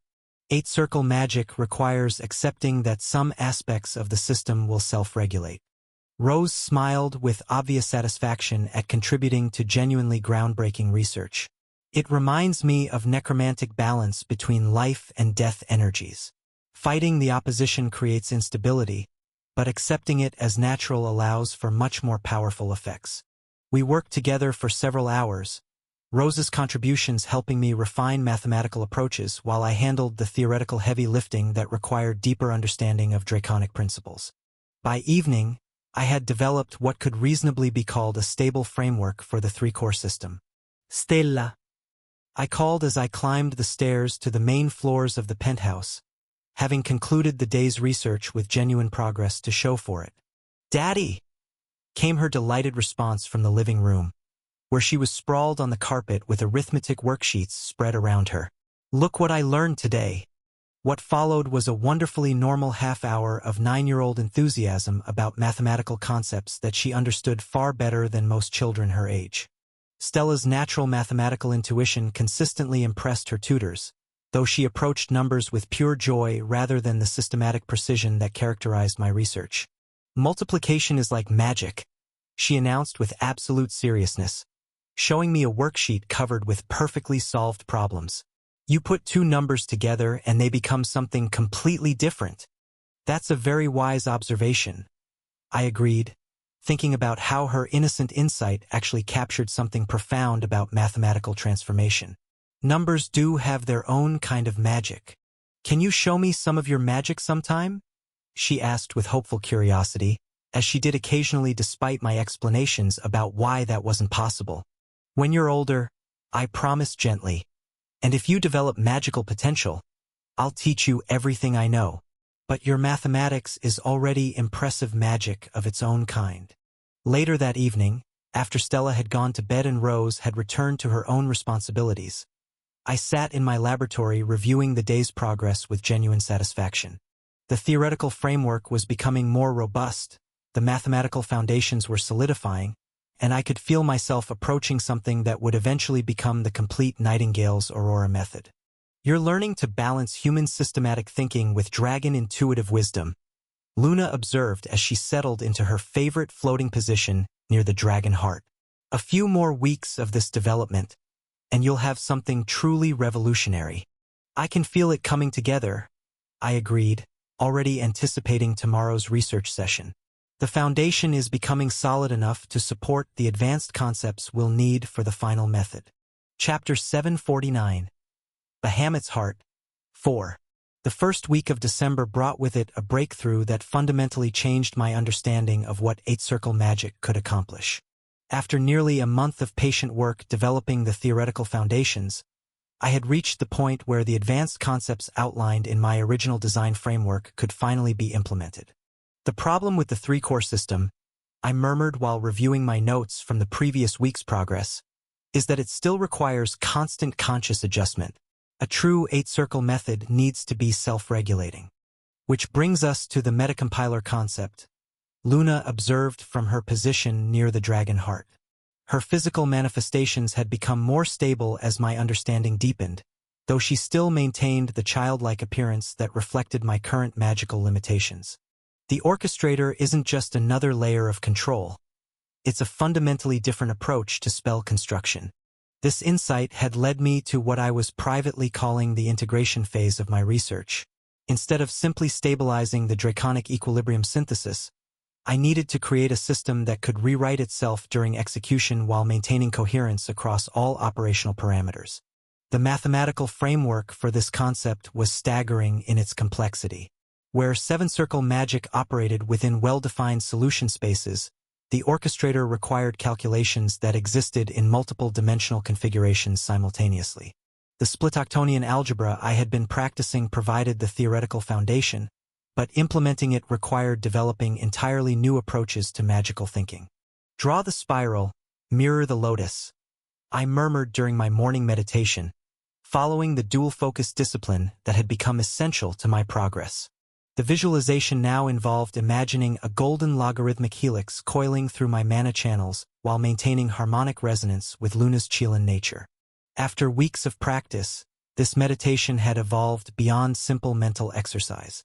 I could actually perceive subtle changes in how mana flowed through my body during the process, as if the combined draconic and Chilan approaches were gradually reshaping my magical sensitivity. Your perception is developing exactly as it should, Luna confirmed as I concluded the session. Soon you'll be able to sense field topology changes that would be invisible to conventional magical analysis. The theoretical work that followed pushed the boundaries of what I thought possible with human mathematical frameworks. The omega psi operator I was developing would need to function as a living interface between conscious intention and unconscious magical intuition, allowing for real-time adaptation without losing systematic coherence. Master? Came Reika's voice from the laboratory entrance as I worked through particularly complex operator definitions. Cecilia has arrived for her scheduled visit. I looked up from equations that covered 3 separate whiteboards to see Cecilia entering with her characteristic confident stride. Her blonde hair was perfectly arranged despite the weather, and her crimson eyes immediately focused on the mathematical frameworks with obvious fascination. "This is far more advanced than what you described," she observed. studying the Splitoctonian multiplication tables with genuine interest. These equations suggest capabilities that could revolutionize magical education throughout the empire. The theoretical implications are staggering. I agreed, gesturing toward the section of calculations devoted to metacompilation theory. If this works as intended, it will represent a completely new paradigm for how humans approach eight-circle magic. What followed was several hours of intense theoretical discussion that proved invaluable for refining my understanding. Cecilia's genius-level intellect and perspective provided insights I wouldn't have reached independently, particularly regarding the practical applications of self-modifying spell matrices. The real breakthrough here isn't just the power increase, she noted while examining my work on harmonic resonance calculations. It's the adaptability. A spell that can rewrite itself in response to changing conditions would be worth more than all the static seven-circle methods combined. Her observation led me to a crucial realization about the orchestrator's ultimate function. Instead of simply maintaining balance between opposing forces, it needed to actively optimize that balance based on environmental feedback and user intention. You're absolutely right, I said with growing excitement as new theoretical possibilities opened up. The metacompiler isn't just coordinating existing elements, it's continuously improving the entire system's performance through dynamic optimization. We worked together throughout the afternoon, Cecilia's contributions helping me refine the theoretical framework while I handled the advanced mathematical development that required deeper understanding of Draconic principles. By evening, I had made substantial progress toward what was beginning to resemble a genuinely revolutionary magical method. "Daddy!" came Stella's delighted voice as I climbed the stairs to find her in the living room, surrounded by art supplies and half-finished winter decorations. "Look what I made for our Christmas tree." What followed was a wonderfully normal evening of 9-year-old enthusiasm about holiday preparations. Stella had spent the afternoon creating paper snowflakes with mathematical precision that would have impressed her tutors, each one displaying perfect symmetrical patterns despite her lack of any formal training in geometric principles. "They're beautiful," I assured her, examining the intricate designs with genuine admiration. "You have real artistic talent to go with your mathematical abilities." "Miss Reika helped me understand how to make the folds," Stella explained proudly, showing me a particularly complex snowflake that demonstrated surprising sophistication. She said mathematics and art are like magic working together. "That's very wise," I agreed, thinking about how her innocent observation actually captured something profound about the integration I was attempting in my research.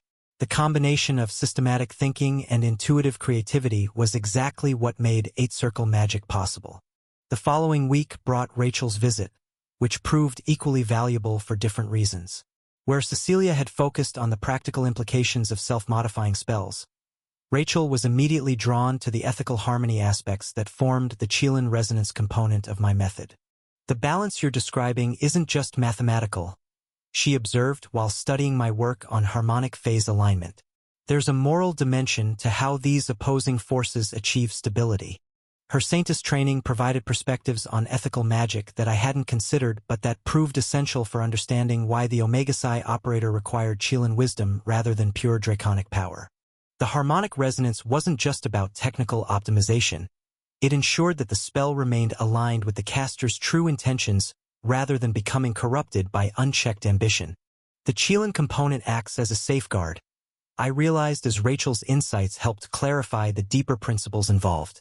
It prevents the draconic spiral from overwhelming the caster's conscious will. "Exactly," she confirmed with obvious satisfaction. "Power without wisdom leads to corruption, but wisdom without power accomplishes nothing. Your method balances both aspects through mathematical precision rather than relying on instinctive understanding." By the end of the second week in December, I had developed what could reasonably be called a functional framework for the complete Nightingale's Aurora method.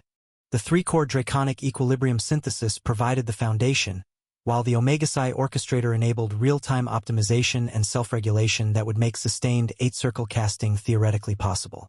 The mathematical framework is essentially complete, I told Luna as we reviewed the week's progress.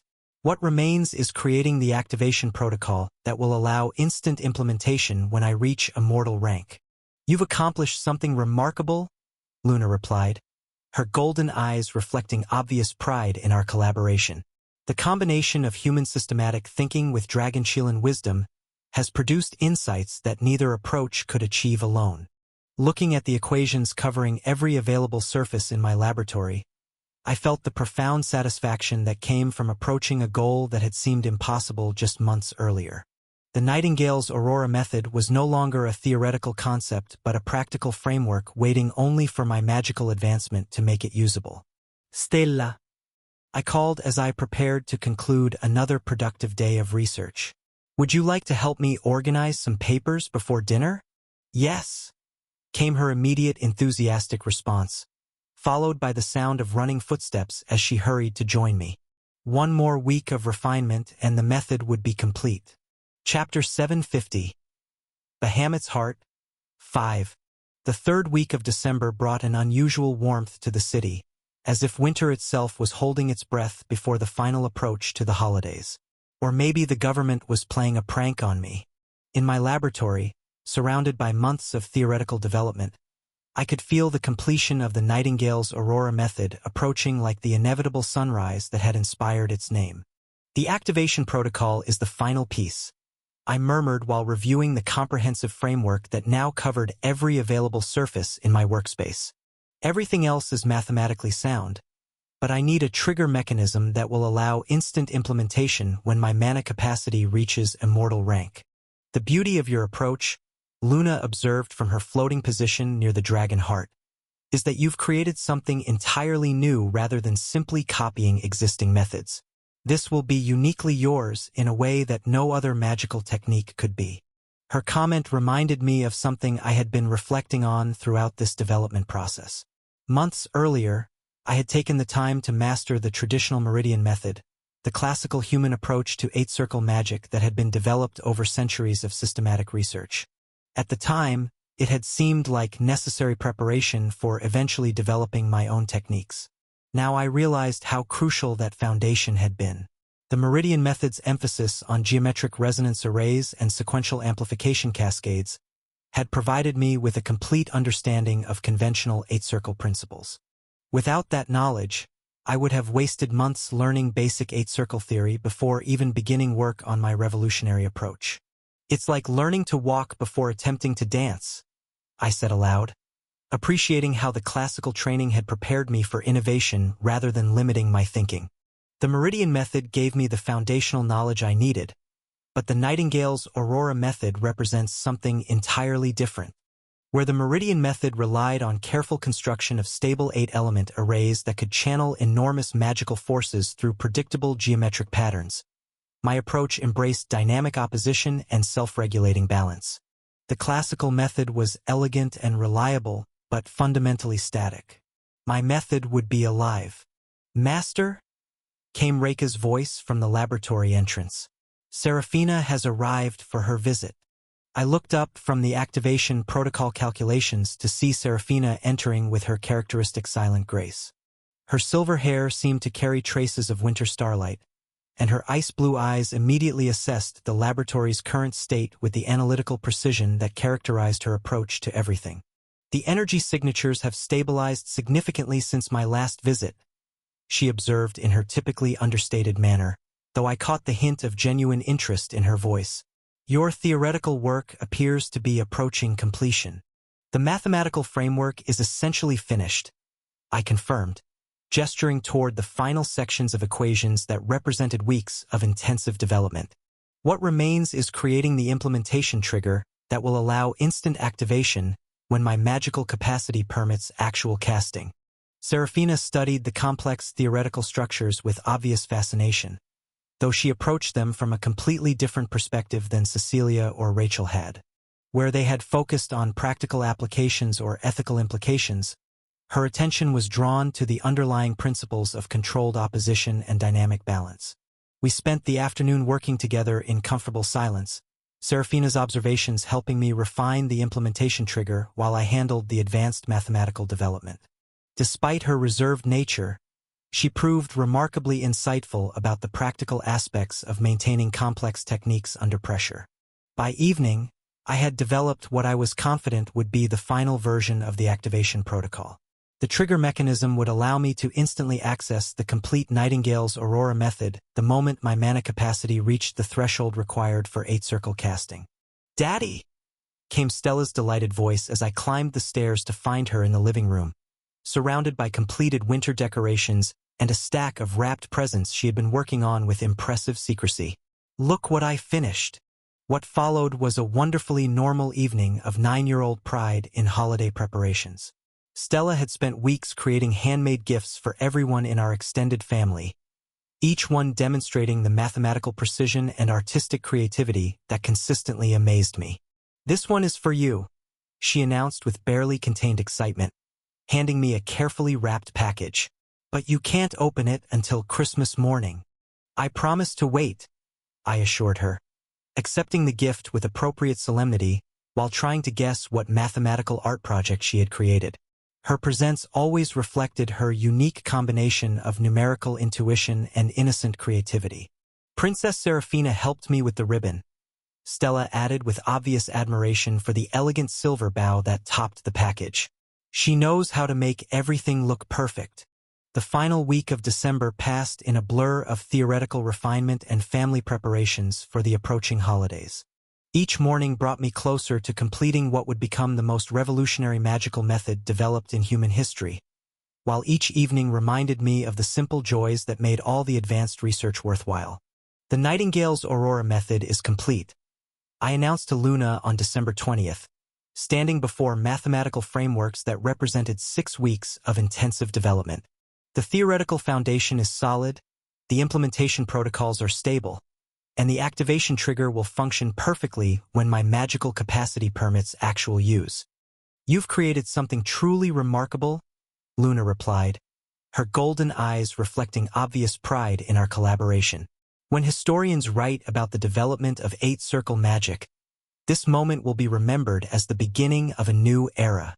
Looking at the comprehensive documentation that covered every surface in my laboratory, I felt the profound satisfaction that came from completing a goal that had seemed impossible just months earlier.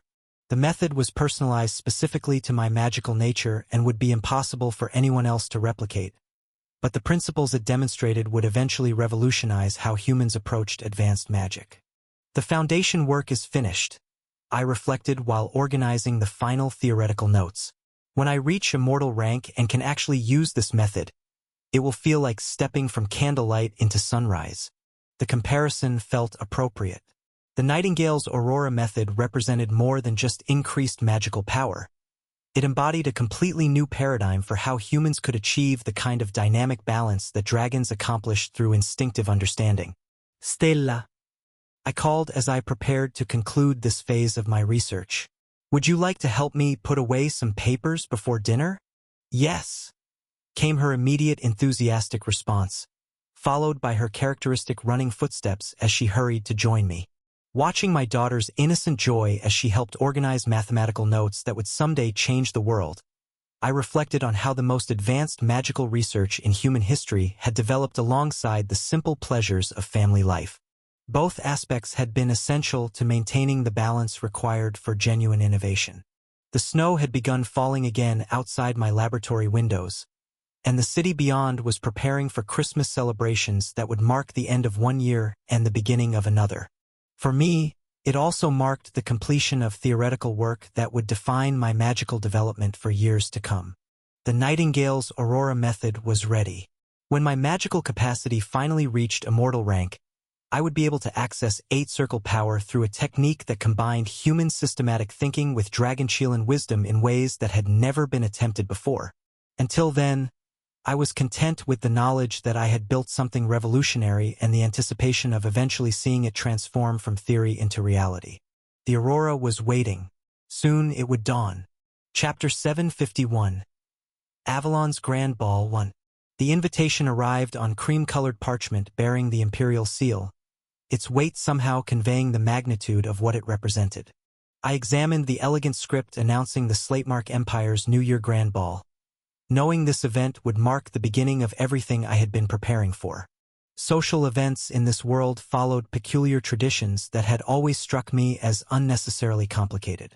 Despite the age of majority being 18, Young nobles rarely participated in the social season until 20 or 21, when they finally graduated from their respective academies. The reasoning was practical enough. Most attended academy for 6 years, making regular social obligations impractical during their studies. The only exceptions were truly significant celebrations, like major birthday balls. I remembered Cecilia's Sweet 16 from years ago, one of the few grand events where younger nobles made appearances. But those occasions were rare, reserved for milestone birthdays of particularly important figures. This year was different. Cecilia was in her 6th and final year at Mythos Academy, as were the other princes and princesses from the world's superpowers. Rachel from the northern continent, Seraphina from the eastern continent, and other heirs to thrones would all be attending their first true social season. The Slatemark Empire had decided to commemorate this convergence with something unprecedented. A grand ball inviting major nobles and powers from all 5 continents. The scale was staggering. Representatives from the northern, eastern, western, and southern continents would all gather in Avalon City for a celebration that would dwarf any previous social event. To accommodate this international guest list, the empire had made the event even more exclusive than usual. Fewer local nobles received invitations, with preference given to higher nobles. The result was a guest list that read like a directory of the world's most influential people. My invitation was inevitable, though the reasoning behind it carried weight that still sometimes surprised me. My family held no noble title, but I was the guild grandmaster of the empire, romantically involved with 3 princesses, a marquis's daughter and Reka, whose own influence extended far beyond her modest background. In terms of actual political sway, I could claim to match almost anyone in the empire. Guild resources, international connections through my relationships, and the unique magical research that had made my reputation meant I was genuinely one of the most powerful individuals in the world, regardless of noble bloodlines. The invitation extended to my immediate family as a courtesy, though the strict age restrictions meant not everyone could attend. Arya had her own New Year's plans with friends from her academy, and at 9 years old, Stella was far too young for such a formal event. "Elias," I said, stepping into his office at the Ouroboros headquarters. My secretary looked up from the stack of documents he was reviewing, his efficient demeanor immediately shifting to attentive focus. "I need a personal favor," I continued, noting how his expression didn't change despite the unusual nature of the request. "The Grand Ball is a 3-day event, and I'll need someone to watch Stella. Would you be willing to stay at the penthouse with her?" Elias set down his pen without hesitation. "Of course, sir. I'd be honored to look after Miss Stella." A small smile crossed his usually professional features. "She mentioned wanting to show me some new strategy games she's learned from her tutors. I believe she's quite proud of her mathematical progress." The fact that Elias knew about Stella's recent interests spoke to how much I trusted him with my personal life. As my secretary at the guild, he handled everything from classified magical research documentation to scheduling meetings with foreign dignitaries.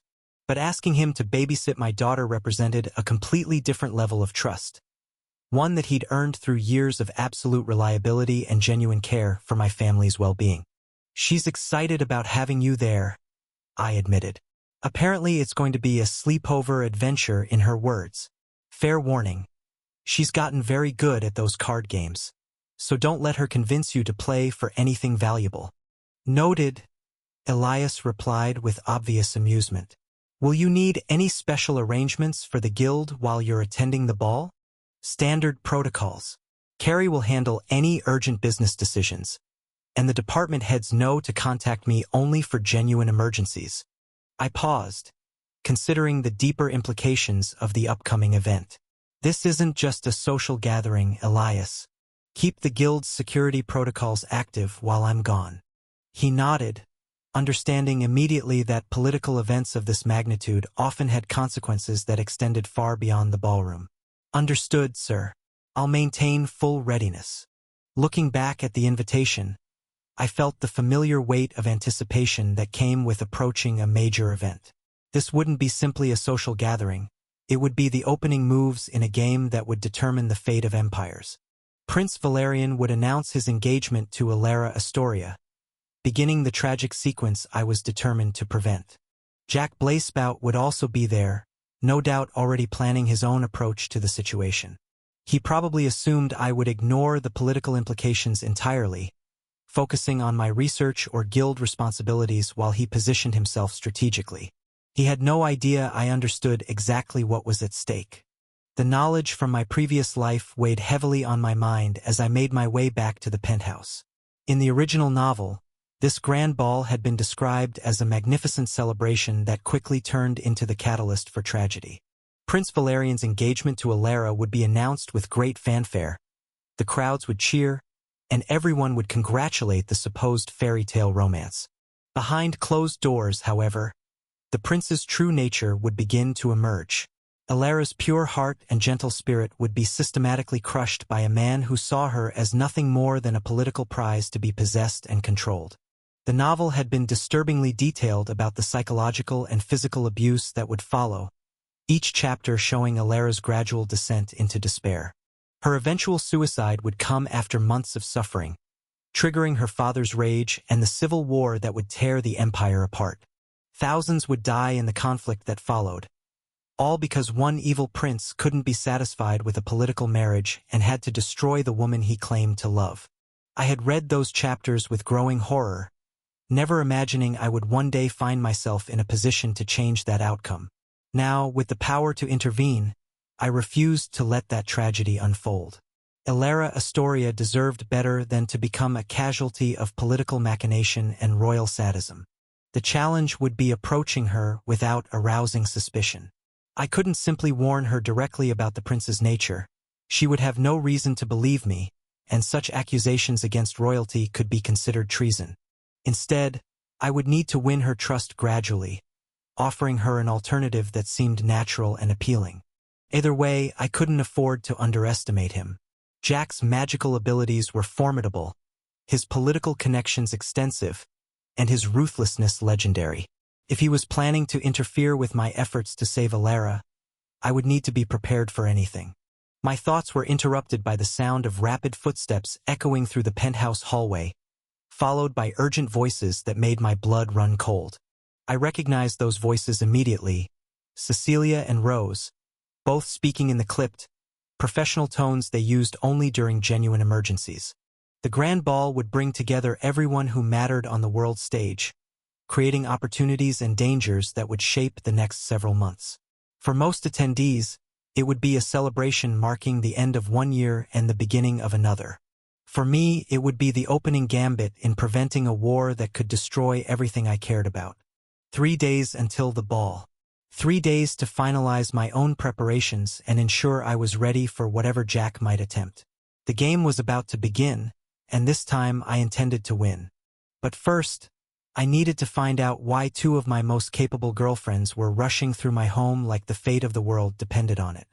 The bedroom door burst open without ceremony, and both Cecilia and Rose appeared in the doorway, their faces grave with concern that made my stomach clench with immediate alarm.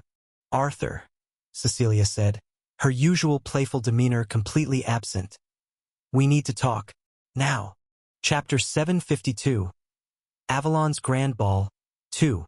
The relief that washed over me when I saw their expressions was immediately replaced by confusion. Cecilia's crimson eyes held the determined gleam I recognized from her most ambitious political maneuvering, while Rose's brown eyes reflected the strategic focus she employed when managing particularly complex guild operations. "Arthur," Rose began, her voice carrying the same tone she used when explaining why a particular business decision was absolutely crucial. "We have a serious problem." "How serious?" I asked, still trying to reconcile their dramatic entrance with the apparent lack of any actual crisis. "Scale of 1 to 10, where 10 is, the Empire is under attack, and 1 is, Stella Drew on the walls again." "About an 8, Cecilia replied without hesitation, causing my alarm to spike once more before she continued.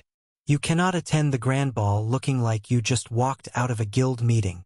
I stared at them both for several seconds, waiting for the actual emergency to be revealed. When none came, I felt a different kind of tension building. "You burst into my bedroom like the world was ending because you're worried about my clothes?" "Arthur," Rose said with the patience of someone explaining basic mathematics to a particularly slow student. This isn't just any social event. This is the Grand Ball, the most important gathering of international powers in decades. Representatives from all 5 continents will be there, and you'll be representing not just yourself but all the guilds in the Empire and, by extension, everyone connected to you. More importantly, Cecilia added, settling onto my bed with the casual authority that came naturally to crown princesses. You're attending as the partner of 3 princesses, a marquis's daughter and Reika. The fashion coordination alone is a diplomatic nightmare. That gave me pause. In my focus on the political implications of the ball, I had completely overlooked the social complexities that would be just as important for maintaining the relationships that gave me my influence. Coordination. Your suit needs to complement all 5 of our dresses simultaneously, Rose explained, producing a tablet that displayed what appeared to be a complex color-matching application. Cecilia will be wearing Slatemark royal colors. Rachel will represent Northern Continent traditions. Serafina will be in Eastern formal wear. I'll be in Springshaper house colors, and Reika will be wearing something that reflects her position in your household. The challenge, Cecilia continued, is finding a combination that works with all of those different color schemes and cultural expectations without making you look like you're wearing a rainbow or, worse, favoring one of us over the others. I was beginning to understand why they had approached this with emergency-level urgency. At an event where every detail would be scrutinized for political meaning, any perceived favoritism could create diplomatic incidents that would echo for years. Where are the others? I asked, noting the absence of the remaining members of what Stella had once innocently called my princess collection. Reika is visiting her family for the first time in months, Rose explained. She insisted on getting their blessing for attending such a major event as your official partner. Rachel is dealing with some crisis in the Northern Continent that requires Saintis intervention, and Serafina is handling Eastern diplomatic preparations for the ball. Which means, Cecilia said with obvious satisfaction, that we have been entrusted with ensuring you don't embarrass yourself or us at the most important social event of the year. I see. I considered the implications of letting these 2 take charge of my wardrobe, weighing the benefits against the potential for complications. And I assume you already have a plan? Of course we do, Rose replied, standing and moving toward my closet with obvious purpose. We've made appointments at Avalon's premier boutique. They're expecting us in an hour. An hour? I glanced at the time, noting how efficiently they had organized this intervention. How long have you 2 been planning this? Since the invitations were announced, Cecilia admitted without shame. We've been coordinating with the others through encrypted messages to ensure everything works perfectly. This is too important to leave to chance. What followed was a whirlwind journey across the city to a boutique that epitomized the strange blend of traditional craftsmanship and modern luxury that characterized Avalon's high-end fashion district. The building itself was a study in understated elegance, with floor-to-ceiling windows displaying garments that probably cost more than most people earned in a year. Grandmaster Nightingale. The boutique manager greeted me with professional enthusiasm that suggested my reputation had preceded me.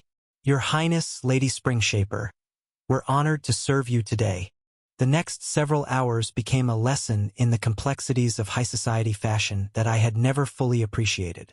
What I had assumed would be a simple matter of selecting a well-tailored suit turned into an intricate process involving fabric samples, color wheels, cultural significance charts, and what appeared to be a minor degree in international diplomacy.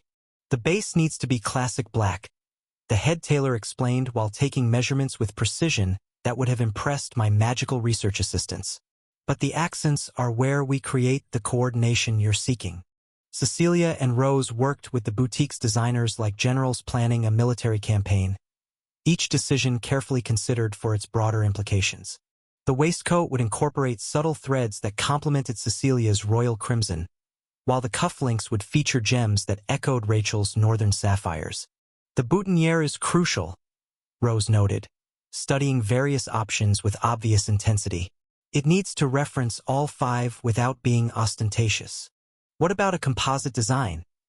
The designer suggested, producing a sketch that showed a small arrangement incorporating elements from each girlfriend's cultural traditions. Slatemark roses, northern winter berries, eastern cherry blossoms, spring shaper autumn leaves, and something unique for Miss Reka. Perfect, Cecilia declared with obvious satisfaction.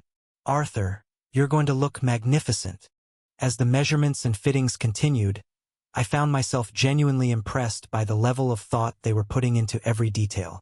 The suit they were designing would be a work of art that managed to honor 5 different cultural traditions, while maintaining the sophisticated elegance expected at such an event. The girls are getting their final fittings done in the private salon, Rose informed me as we concluded the initial measurements. Would you like to see the preliminary designs? I think I'll be surprised, I replied, trusting their judgment completely. But I do have one question. Which is?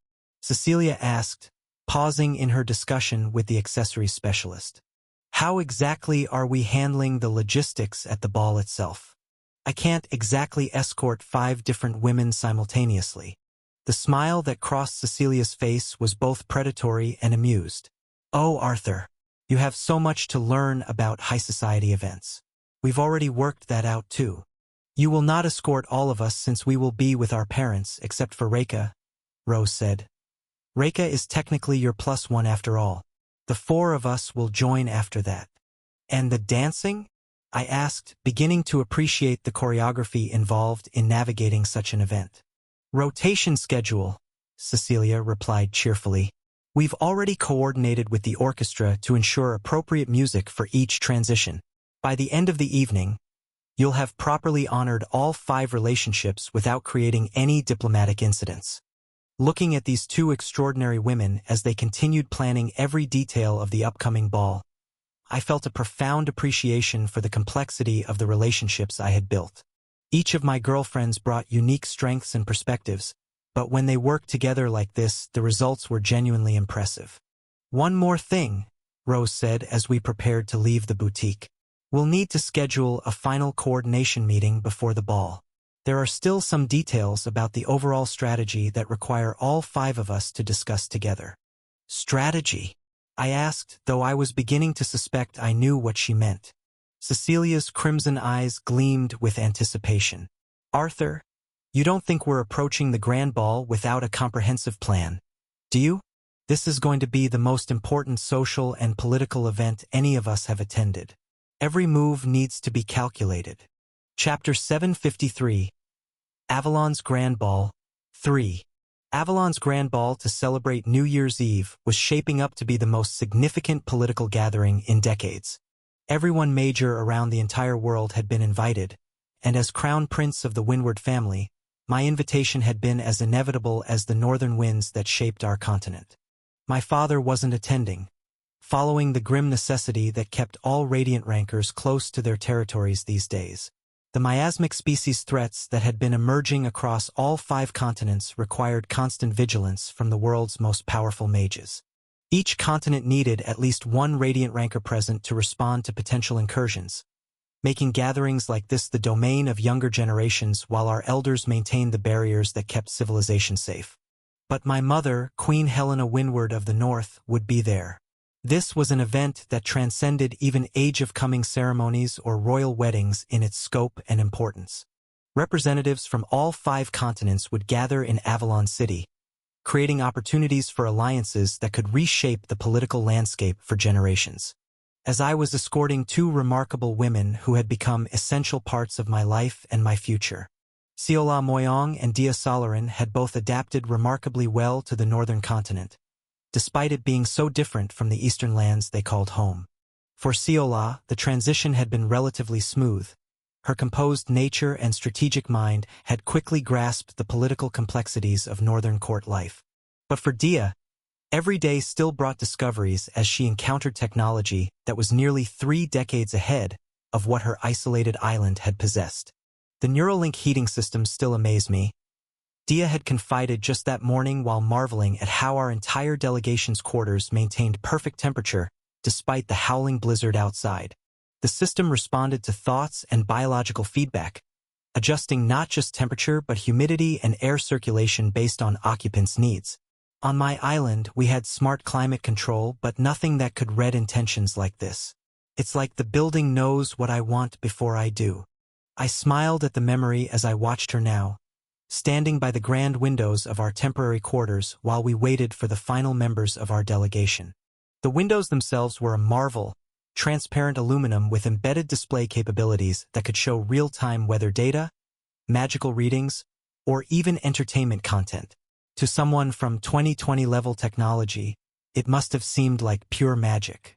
We were all students at Mythos Academy in our final year, and after graduation I was planning to propose to both of them. The northern continent had different marriage traditions than most of the world, and plural marriages among nobility were not just accepted but often expected for political stability. Dia turned around, her red hair flicking as her golden eyes met my verdant ones. The movement was graceful and unconscious, the kind of natural elegance that had first caught my attention years ago. "Why are you looking at me like that?" she asked, tilting her head with curious innocence. She was wearing a comfortable white long-sleeved outfit with a skirt that showed her long legs, accented with golden trims that complemented her eyes perfectly. The fabric itself was another technological marvel. Adaptive fibers that regulated temperature and could shift opacity or color based on environmental conditions. "Because you look stunning," I said simply, meaning every word. The response was automatic by now. Dia's beauty had a way of stopping conversations and derailing thoughts, even after all these years. Dia's face quickly turned as red as her hair, her defenses against direct compliments still remarkably weak as she spun around to hide her blush. Despite everything we had shared over the years, she remained endearingly flustered by straightforward expressions of affection.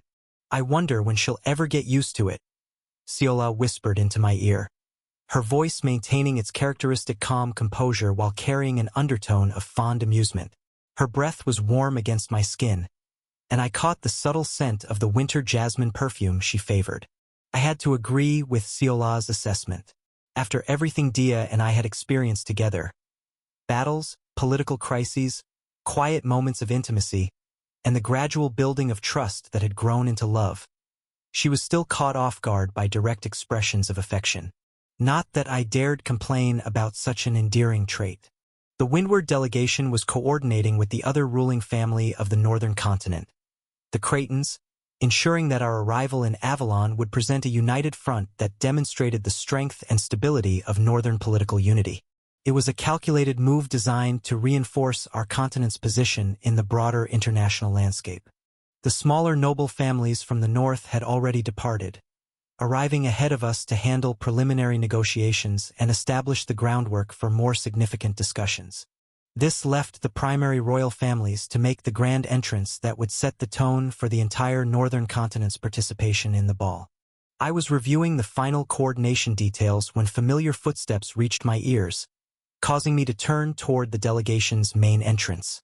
The sound was distinctive, confident, measured, carrying the authority that came from years of royal training and genuine magical power.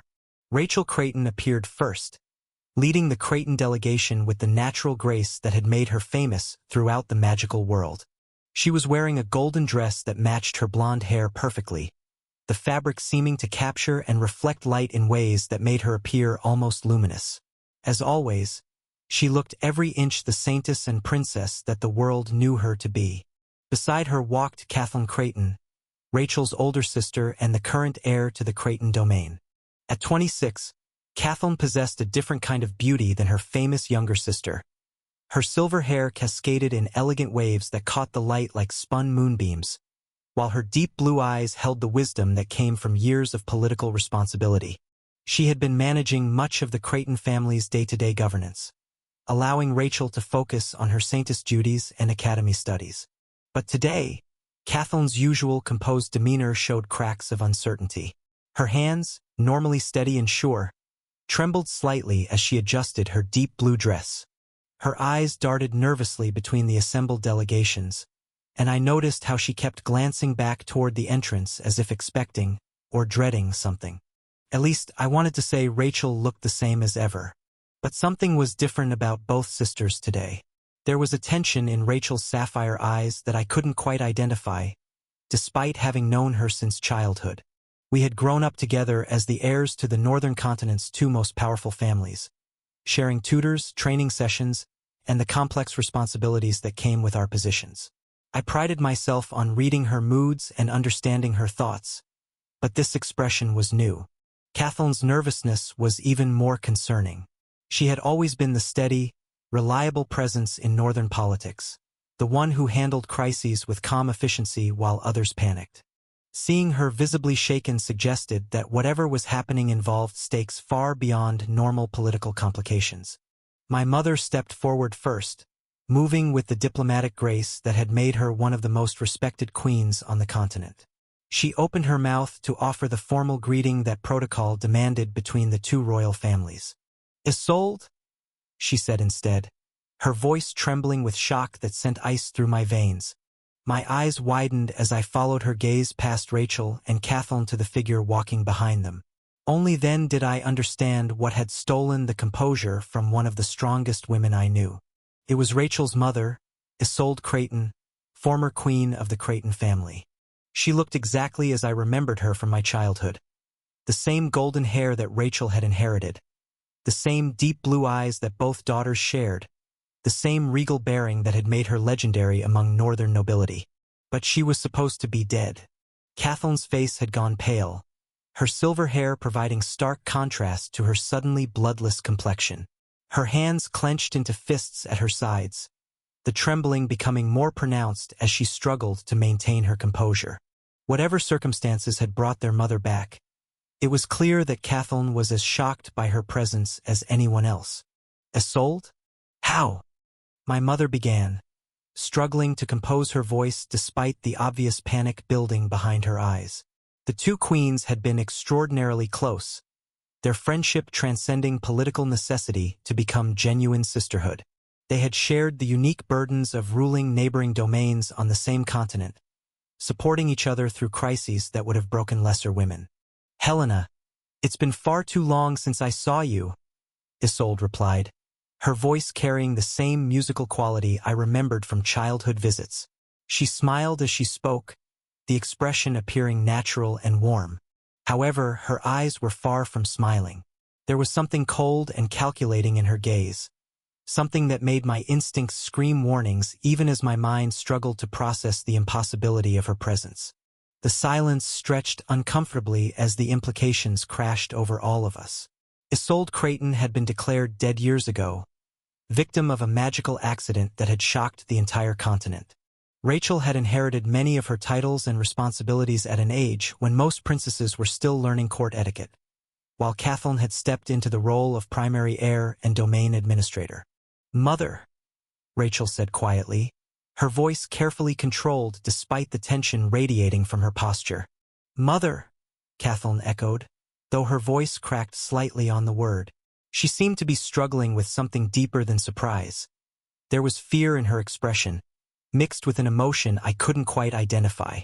"My dear daughters," Isolde replied, her smile never wavering even as her eyes remained cold. "I hope you're both prepared for the journey ahead.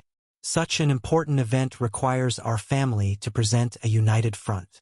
The emphasis she placed on united carried undertones that made everyone present shift uncomfortably. Kathleen's nervous energy became more pronounced, her usual political poise completely abandoned as she fought to process whatever family dynamics were at play. The next hour passed in a blur of forced normalcy and barely contained tension. Protocol demanded that we proceed with departure preparations as if nothing extraordinary had occurred, but everyone could feel the undercurrents of something deeply complicated. Servants moved with unusual efficiency, conversations remained carefully neutral, and nobody dared ask the obvious questions. As our combined delegations made their way to the warp gate that would transport us to Avalon City, I found myself walking beside Ciola and Dia while keeping careful watch on the interaction between the Creighton family members. Kathleen stayed close to Rachel, her nervousness manifesting in small gestures, adjusting her dress repeatedly, running her fingers through her silver hair, glancing frequently at their mother with expressions that mixed apprehension with something approaching dread. "The family dynamics seem complex," Ciola observed quietly, her diplomatic training allowing her to comment without being overtly intrusive. I nodded, not trusting myself to comment further without risking being overheard. Whatever was happening with the Creighton family, It was clearly more complex than a simple case of mistaken death reports. The warp gate activated with a brilliant flash of light, and the northern delegation stepped through into whatever complications awaited us in Avalon City. Chapter 754. Avalon's Grand Ball. 4. December 30th arrived with the kind of crisp winter air that made Avalon City sparkle like a jewel against the morning sky.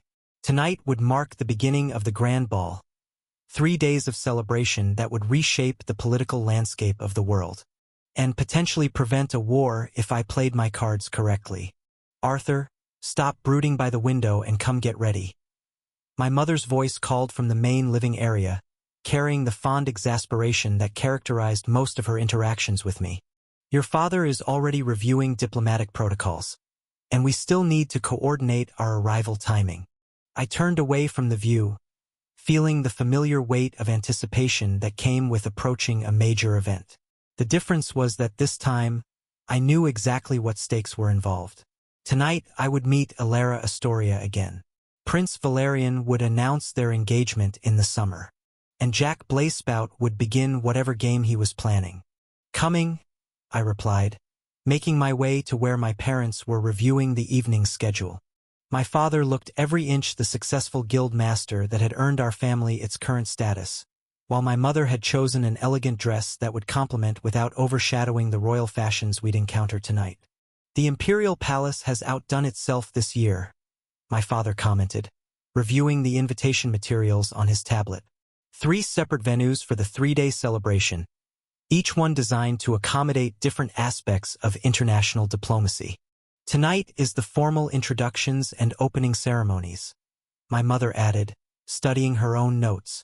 Tomorrow will be the main celebration with dancing and entertainment for New Year's Eve, and New Year's Day will feature the final presentations and year-end addresses.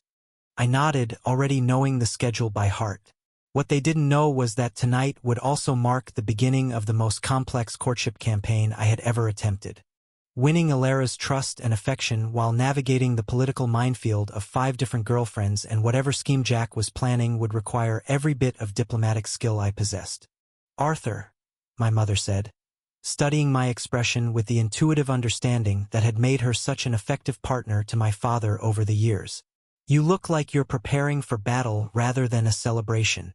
In some ways I am, I admitted, seeing no point in hiding my concerns entirely. Events like this create opportunities and dangers in equal measure. I want to make sure we represent ourselves well. My father's expression grew more serious. Is there something specific we should be concerned about?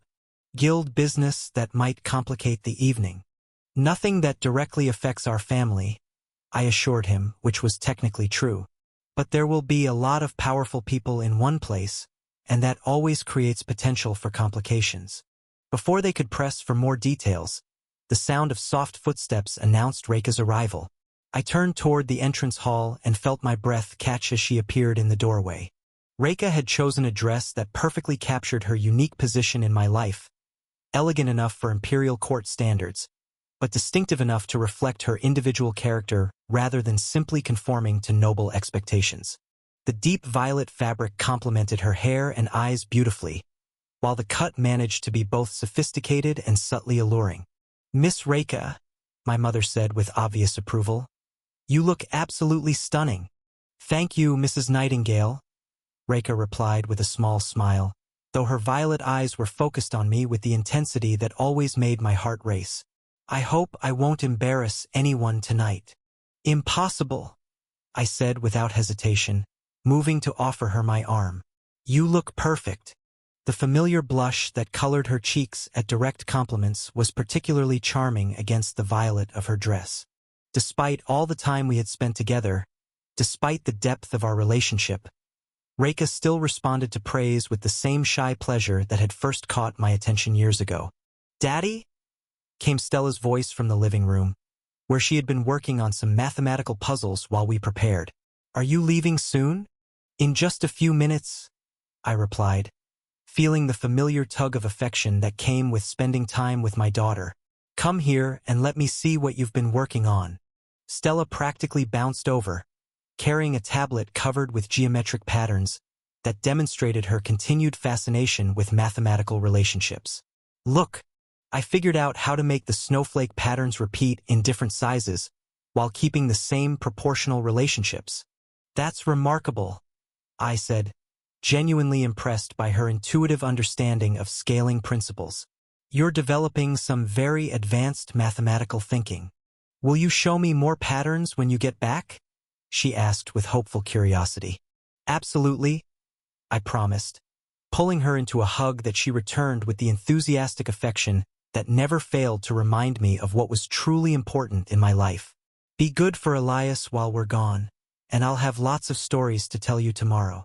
I will, she assured me, then looked up at Rekha with obvious admiration. You look like a princess in that dress. Thank you, Stella, Rekha replied with genuine warmth. I'll make sure your father doesn't get into too much trouble tonight. Good luck with that, Stella said with the sort of innocent honesty that made all the adults laugh. The ride to the Imperial Palace passed in comfortable conversation mixed with anticipatory silence. Rekha sat beside me in the guild's formal transport, her hand resting lightly on my arm while she watched the city pass by through the enhanced windows. Are you nervous? I asked quietly, noting the slight tension in her posture despite her composed expression. A little, she admitted. This is far beyond anything I ever expected to experience when I first joined the guild. Sometimes I still can't believe this is my life now. You belong here, I assured her, meaning every word. You've earned your place through your own abilities and dedication. Tonight is just an opportunity to show the world what I've known all along. The familiar blush colored her cheeks again, but this time it was accompanied by a smile that carried genuine confidence. Thank you for always believing in me. As we approached the Imperial Palace, the scale of the evening's event became impossible to ignore. The entire complex blazed with magical lighting that turned the winter evening into something approaching daylight, while streams of elegantly dressed guests made their way through security checkpoints and reception areas. Ready? I asked as our transport pulled up to the main entrance. Ready? Rekha confirmed, her violet eyes reflecting determination along with lingering nervousness. I helped her from the transport, noting how the palace guards recognized me immediately and offered appropriate acknowledgments. The advantages of being the guild grandmaster were never more apparent than at events like this, where political influence translated directly into practical convenience. Looking up at the soaring architecture of the Imperial Palace, I felt the familiar weight of approaching a crucial moment. Tonight would set the tone for everything that followed. The game was about to begin, and the stakes were higher than anyone except me could possibly imagine. Taking Rekha's arm, I led her toward the entrance where the most important 3 days of my life were waiting to unfold. Time to prevent a war. Chapter 755. Avalon's Grand Ball. 5. Is everything ready? I asked my personal maid as she carefully arranged the final touches of my appearance. Her skilled fingers worked through the golden strands of my hair, weaving them into the intricate braiding pattern that would complement the ceremonial crown I would wear tonight. Yes, Your Highness, the dignitaries have already begun arriving, she informed me, her voice carrying the professional composure that masked what I knew must be considerable nervousness. Tonight's event was unlike anything we had hosted before. The security protocols are in full effect, and the reception areas are prepared for the largest diplomatic gathering in the Empire's history. This was indeed the most major political event ever organized on this scale. The logistics alone were staggering. Representatives from all 5 continents converging on Avalon City for 3 days of carefully orchestrated diplomacy and celebration. Each of the other continental superpowers hadn't just sent their heirs, but their ruling matriarchs when possible, demonstrating the unprecedented importance everyone placed on this gathering. Queen Camilla Ashbluff of the Western Continent. Queen Lyralii Vizirian of the Southern Continent. Queen Helena Windward of the Northern Continent. The Eastern Continent's situation was more complex. Since the matriarch of the Mount Hua sect had passed away several years ago, they had sent their deputy sect leader, Li Zenith. Your Highness, my maid continued, her voice taking on a note of uncertainty that immediately caught my attention. We've just received confirmation that the Queen of the Cratons will also be attending tonight. My expression stiffened as the implications hit me. What? I asked, unable to hide my surprise. It was a well-known fact throughout all 5 continents that Queen Isolde Craton had passed away over a decade ago. Her death had been one of the defining political events of our generation, reshaping the power structure of the northern continent. Yes, Your Highness, the confirmation came through official diplomatic channels just an hour ago, my maid confirmed, though I could see the confusion and uncertainty in her own expression. The palace staff were trained to handle unusual situations with professional composure, but this development was beyond anything in their experience. I pulled out my phone and opened the group chat, scrolling through the recent messages with growing concern.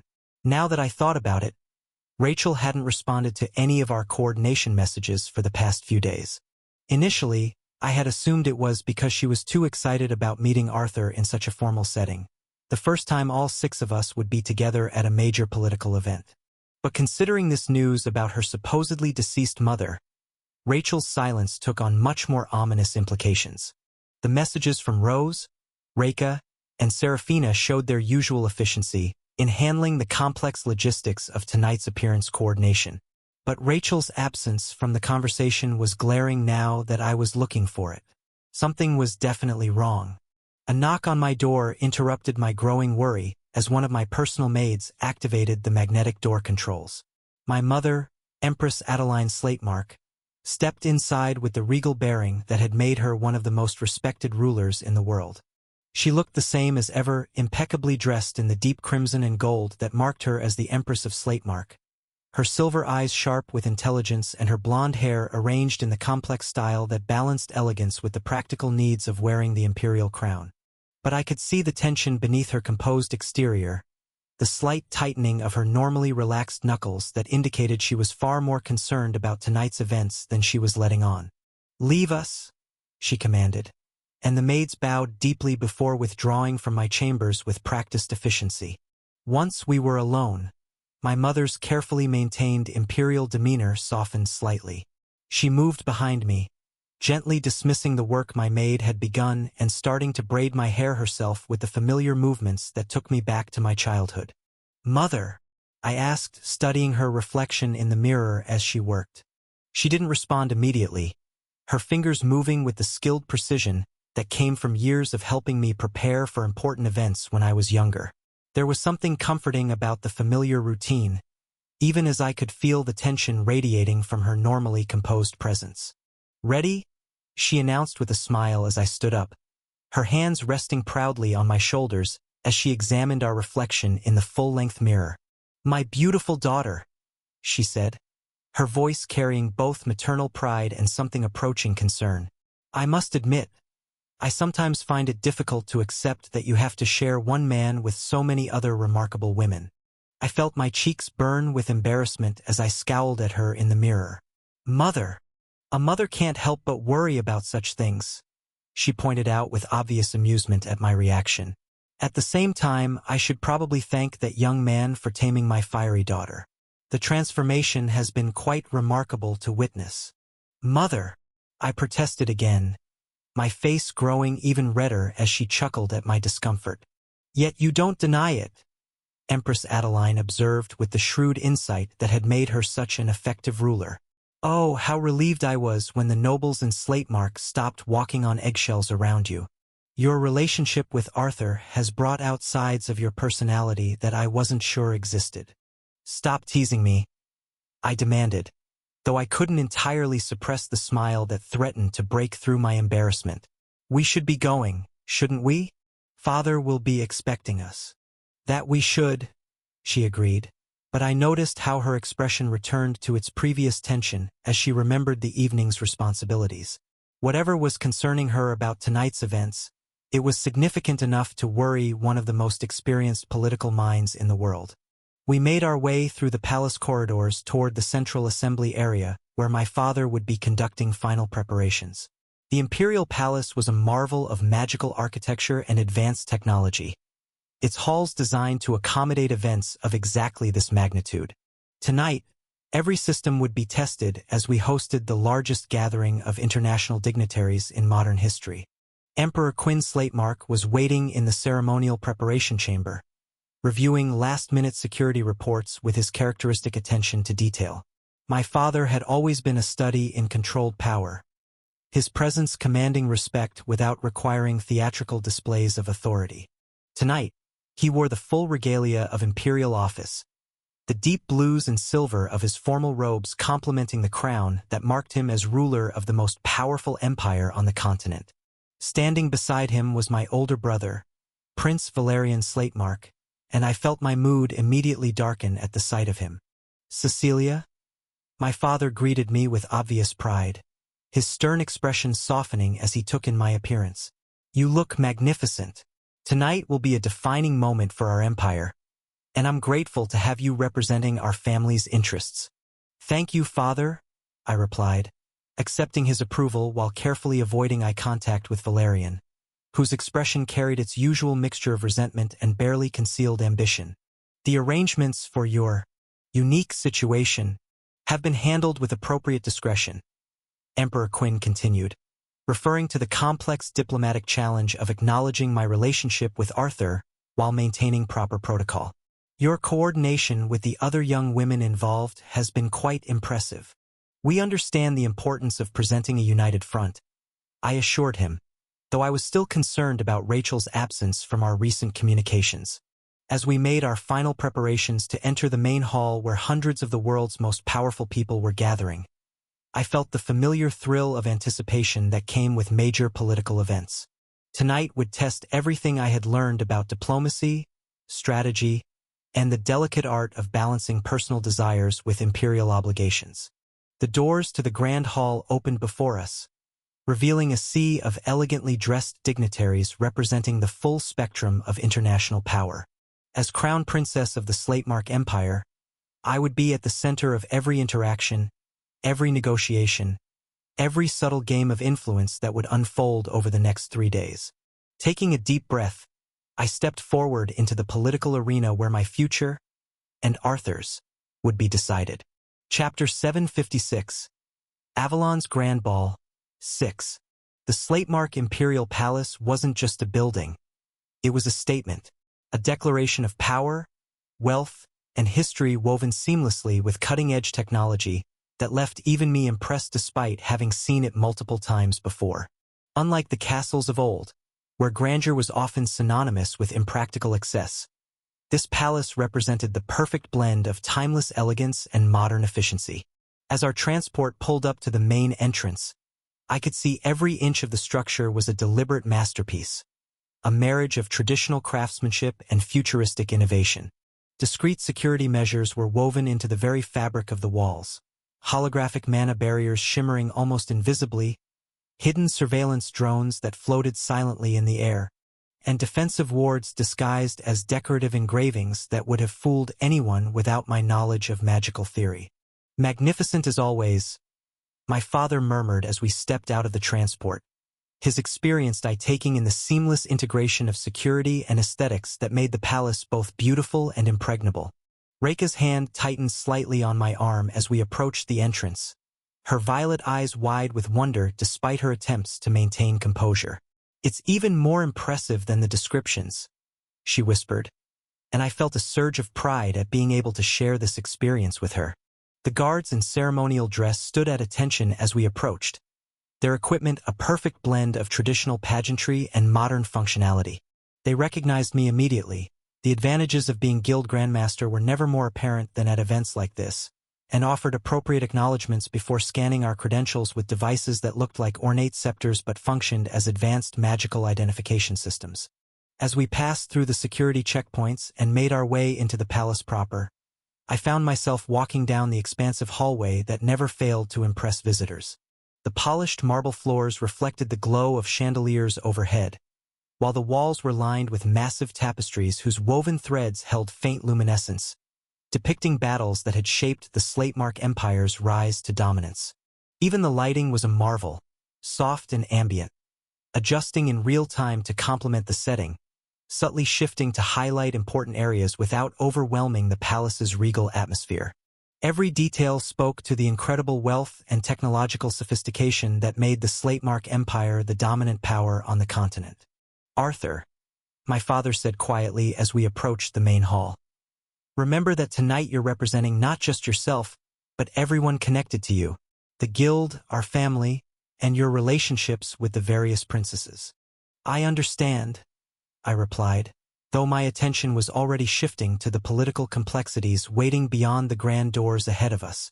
Tonight would determine how successfully I could navigate the delicate balance of acknowledging 5 different romantic relationships while positioning myself to save Alara from the tragic fate I knew awaited her. The doors to the grand hall opened before us, revealing a sea of elegantly dressed dignitaries representing the full spectrum of international power. The scale was breathtaking. Hundreds of the world's most influential people gathered in a space designed to accommodate exactly this kind of gathering, with multiple levels and sections that allowed for both grand presentations and intimate conversations. My family spread out slightly as we entered, my parents moving toward the area designated for guild leadership and successful merchants, while I escorted Reika toward the section where my various relationships would require careful coordination throughout the evening. The first familiar face I spotted belonged to Rose, resplendent in a dress that managed to be both elegantly formal and subtly businesslike, perfectly reflecting her dual nature as both Marquis's daughter and guild executive. Beside her stood Marquis Springshaper, a man whose familiar presence reminded me of the many business negotiations we had conducted over the years. "Arthur," Rose called out as she noticed my approach, her brown eyes lighting up with obvious pleasure. "You look magnificent." The coordination worked perfectly. She was right. The subtle accents in my formal wear complemented her deep green dress beautifully, while still maintaining the flexibility to work with the other color schemes we had planned for the evening. "You look stunning yourself," I replied, accepting the brief kiss on the cheek that formal etiquette permitted in this setting. "Marquis, good to see you again. I trust the shipping arrangements we discussed last month are proceeding smoothly." "Indeed they are, Arthur," he replied with the comfortable familiarity that came from years of successful business partnership. "Your guild's efficiency continues to exceed expectations. We should discuss expanding those routes when you have time." Moving deeper into the hall, I caught sight of a group that made my heart lift with genuine warmth and respect.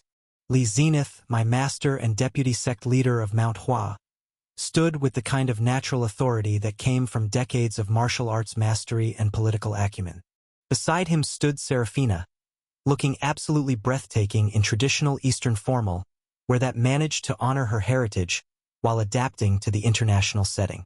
Her silver hair was arranged in a complex style that showcased both her natural beauty and her cultural identity, while her ice-blue eyes surveyed the crowd with the analytical precision that characterized her approach to everything. The third member of their group made my mood darken considerably. Sun Zenith, Serafina's adopted older brother, possessed the kind of martial prowess that was already becoming legendary despite his relatively young age. Unfortunately, his skills were matched by an arrogance and toxic personality that made every interaction with him an exercise in patience. "Master Li," I said with a respectful bow that acknowledged both our personal relationship and her political status. "It's an honor to see you here tonight." "Arthur," he replied with obvious pride, his stern expression softening slightly in the way that was reserved for his most accomplished students. "You've grown into everything I hoped you would become. The reports of your achievements have reached even the Eastern continent." "Serafina," I continued. Her subtle smile told me that the coordination between all my relationships was proceeding exactly as planned. Sun Zenith's response was predictably grating. "So this is the famous guild grandmaster," he said with a smirk that managed to be both condescending and dismissive.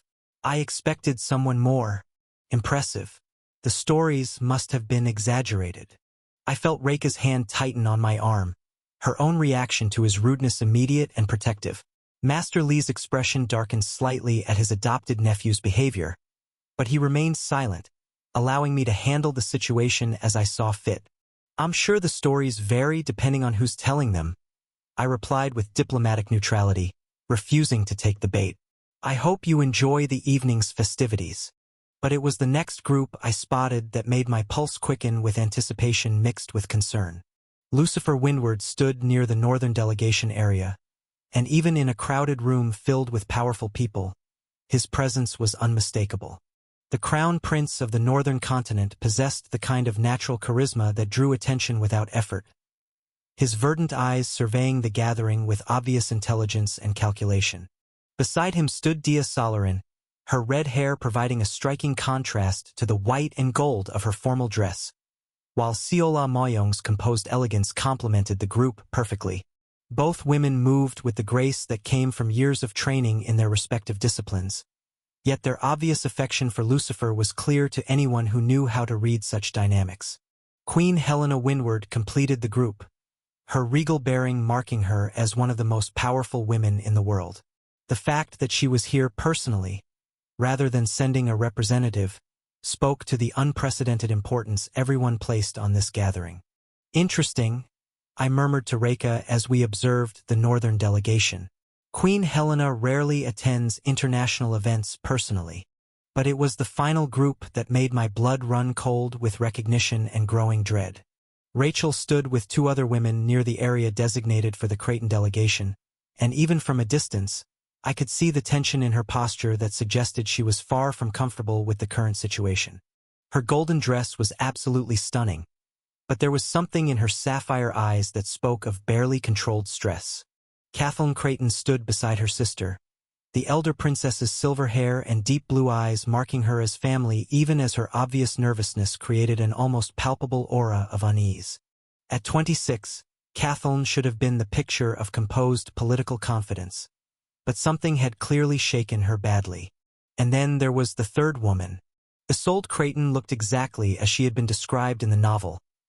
Golden hair that matched Rachel's perfectly, deep blue eyes that could convey warmth or command with equal effectiveness, and the kind of regal bearing that had made her legendary among northern nobility during her supposed lifetime. As if sensing my attention, Isolde turned toward me across the crowded hall, and when our eyes met, she smiled. It was a perfectly normal smile, warm, welcoming, the kind of expression any politician might offer to acknowledge a fellow dignitary across a room. Did she come to see me? I thought as I groaned internally. Chapter 757. Avalon's Grand Ball, 7. I made my way toward Rachel's group first, noting how the crowd seemed to naturally part before me as I approached. The advantages of being Guild Grandmaster were never more apparent than at events like this. Even in a room filled with the world's most powerful people, my status commanded immediate respect and recognition. Thank God for status, I thought as I reached the small gathering that represented one of the most politically complex situations of the evening. Isolde, Kathleen, and Rachel stood together in what appeared to be a family group, but the tension radiating from all three women was palpable to anyone with the experience to recognize such dynamics. The crowd around them maintained a respectful distance, though I could see several dignitaries clearly hoping for an opportunity to approach the legendary Creighton family. I greet Her Majesty, I said with a formal bow that acknowledged Isolde's status as one of the two queens of the entire northern continent. Despite everything I knew about her, both from the novel and from personal experience, protocol demanded appropriate respect. Grandmaster Nightingale, Isolde replied with that same unsettling smile, her voice carrying the musical quality that had made her famous throughout the political world. How wonderful to finally meet you in person at such a grand occasion. The words were perfectly appropriate for a first meeting, but they carried undertones that made my skin crawl. Because this wasn't our first meeting at all. What made her presence tonight so disturbing wasn't just that she was supposed to be dead. It was the knowledge of what she had done to Rachel during her childhood. Psychological and emotional abuse that had left deep scars on one of the kindest people I had ever known. The saintess who devoted her life to healing others had herself been broken by the woman who should have protected her most. Rachel, I said, turning my attention to the woman whose obvious distress was becoming more apparent with each passing moment. Might I have the honor of your company for a few minutes? There are some people I'd like you to meet. It was a polite way of extracting her from what was clearly an emotionally toxic situation, and the relief that flashed in her sapphire eyes told me she understood exactly what I was offering. That would be lovely, Rachel replied, her voice carefully controlled despite the underlying tension. Mother Kathleen, I'll return shortly. For just a moment, I caught a slight tremor in Isolde's expression. A crack in the perfect composure that suggested she wasn't entirely pleased with my interference. But she nodded graciously, allowing me to escort Rachel away from the group without creating a scene that would draw unwanted attention. Thank you, Rachel whispered as we moved away from her family group, her hand trembling slightly as she took my offered arm. I wasn't sure how much longer I could maintain composure. You don't have to explain anything, I assured her quietly, guiding her toward where I could see Rose and Serafina positioned strategically around the hall. Just focus on breathing and remember that you're safe now. The relief in her posture was immediate and heartbreaking. Rachel Creighton, the saintess who commanded respect throughout the world, had been reduced to barely controlled panic by the presence of her supposedly resurrected mother. As we approached Rose's position near the Springshaper delegation, I caught her attention with a subtle gesture that we had developed during our coordination planning. She immediately excused herself from her conversation with several Western continent representatives and made her way toward us. Rachel, Rose said with genuine warmth, immediately recognizing the situation despite not knowing the full details. You look absolutely radiant tonight. That dress is magnificent. The gentle normalcy of Rose's greeting helped Rachel begin to relax, the familiar rhythms of polite conversation providing a refuge from whatever emotional storm she had been enduring. Serafina joined us moments later, her ice-blue eyes taking in Rachel's distressed state with the analytical precision that characterized her approach to everything. Without a word, she positioned herself on Rachel's other side, creating a protective barrier that was both subtle and effective. The coordination worked perfectly, Serafina observed, referring to how our carefully planned color schemes complemented each other while allowing each of us to maintain our individual identities. Arthur, you look quite handsome tonight. Within minutes, I found myself surrounded by 4 of my girlfriends. Rachel clinging to my arm for emotional support, Rose and Serafina flanking us in a formation that provided both protection and social cover, and Reka maintaining her position as my official escort for the evening. The arrangement was both politically sophisticated and personally meaningful, demonstrating the unity we had achieved despite the complex dynamics involved. Grandmaster Nightingale, came a familiar voice that made me turn toward the northern delegation area. Lucifer Windward approached with the confident stride that characterized everything he did, his verdant eyes bright with genuine friendship despite the formal setting. Behind him, I could see Dia and Ciola maintaining respectful distance while clearly wanting to be closer to their beloved prince. Prince Lucifer, I replied with a smile that reflected our genuine friendship. It's good to see you here. The northern delegation seems to be well represented tonight. As we clasped hands in greeting, I felt the subtle magical pressure that confirmed what I had suspected. Lucifer was every bit as strong as I was, and given the injuries I had sustained from the gray that delayed my growth, he might actually have a slight advantage in raw power. He's grown stronger, Luna observed with obvious respect. As you are now, you would lose more battles than you would win against him. Interesting. The assessment was sobering but not unexpected. Lucifer had always been exceptionally talented as the protagonist, and without the complications that had slowed my own development, his natural progression had been remarkably consistent. Rachel, Lucifer said with obvious concern as he noticed her subdued demeanor. Are you all right? You seem different tonight. I'm fine, Rachel replied, though her voice lacked its usual warmth and confidence. Just adjusting to some unexpected family developments. I squeezed her hand gently, offering silent comfort while maintaining the conversation with Lucifer. Rachel's distress was becoming more apparent as the evening progressed, and I found myself providing increasingly subtle support. Adjusting my position to shield her from certain sight lines, engaging in conversation that didn't require her active participation, and generally creating a protective environment where she could recover her equilibrium.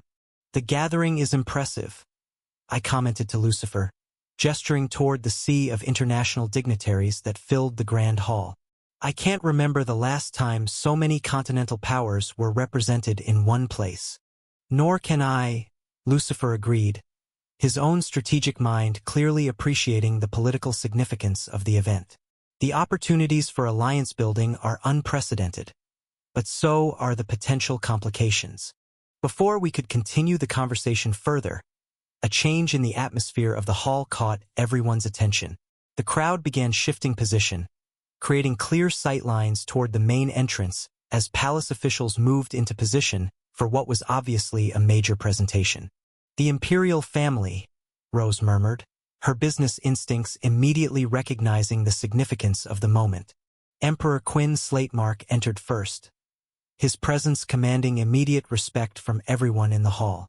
Behind him came Empress Adeline, her silver eyes surveying the gathering with obvious satisfaction at the success of the evening's arrangements. Prince Valerian followed, his expression carrying the arrogance that had always characterized his public appearances. And finally, Crown Princess Cecilia made her entrance, looking absolutely magnificent in the deep crimson and gold that marked her as heir to the empire. But it was movement near the main diplomatic section that caught my attention and made my pulse quicken with recognition. Archduke Leopold Astoria stood with several other high-ranking nobles, his distinguished bearing marking him as one of the empire's most powerful figures.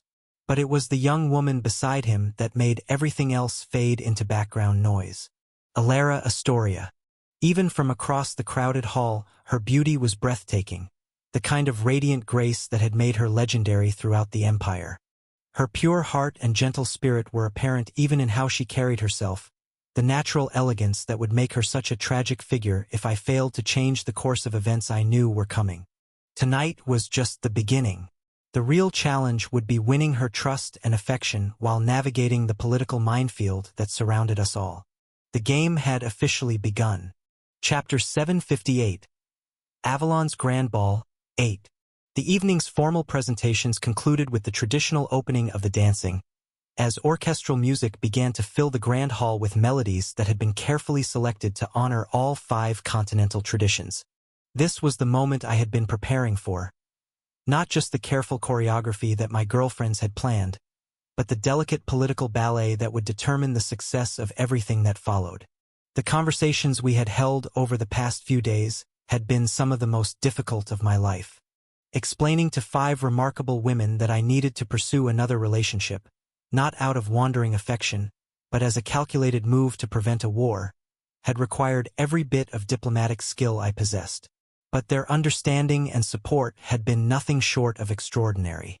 As crown princess of the host nation, Cecilia would naturally be my first dance partner. Protocol demanded it, and our coordination had been planned around this moment from the beginning. "Your Highness," I said with a formal bow as I approached her near the imperial dais, "might I have the honor of this dance?" Cecilia's crimson eyes sparkled with obvious pleasure as she accepted my offered hand. "The honor is mine, Grandmaster Nightingale." As we moved onto the dance floor, I was acutely aware of how many eyes were watching our every move. This wasn't just a romantic gesture. It was a political statement that would be analyzed and discussed by every diplomat in the room. The crown princess of the Slatemark Empire dancing with the Guild Grandmaster represented a level of political alliance that would have implications far beyond tonight's festivities. "You're more relaxed than I expected," Cecilia murmured as we began the elegant waltz that would set the tone for the evening's festivities. "Given what you're planning to do later, having your support makes all the difference," I replied honestly, guiding her through the complex steps with the confidence that came from months of dancing lessons. "I know this isn't easy for any of you, Arthur," she said with the directness that had made her such an effective crown princess. "We discussed this thoroughly. We understand why it's necessary, and we trust your judgment. More importantly, we trust your heart." The music swelled around us as we moved together with practiced grace, our coordination reflecting months of careful preparation for exactly this kind of public appearance. Cecilia was a magnificent dancer, her natural elegance enhanced by years of royal training that made every movement appear effortless. Besides, she added with a smile that carried both affection and strategic calculation, "if this prevents the complications you've described, it serves everyone's interests, including the Empire's." As our dance concluded, Cecilia squeezed my hand briefly before releasing me with the gracious smile that had made her famous throughout diplomatic circles. "Go charm the others," she whispered.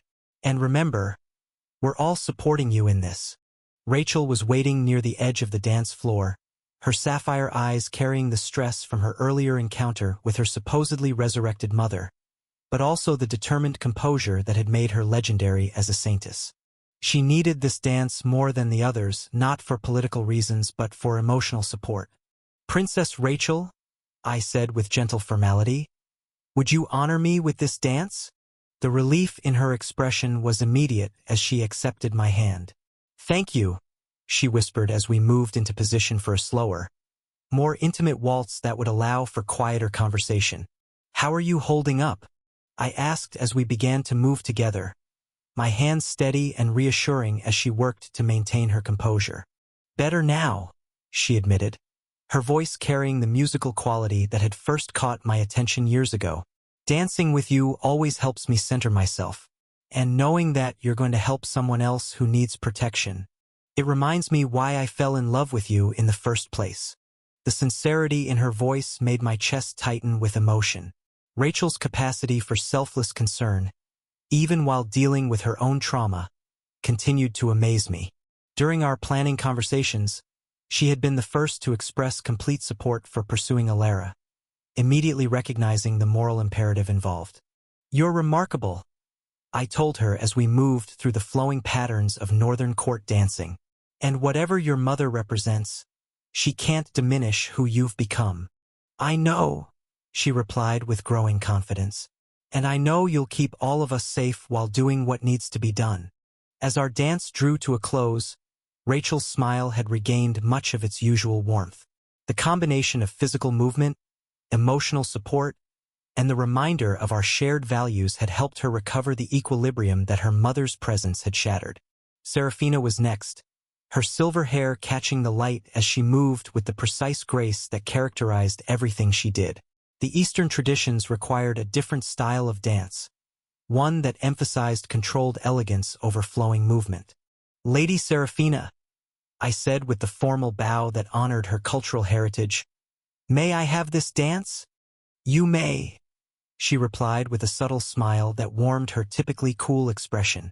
As we moved through the structured patterns of Eastern Court dancing, I marveled at how perfectly Serafina embodied the principles she had been taught. Every step was calculated, every gesture deliberate, yet the overall effect was one of natural beauty rather than mechanical precision. "Master Li looks pleased," I observed, noticing my former teacher watching our dance with obvious approval from her position near the Eastern delegation.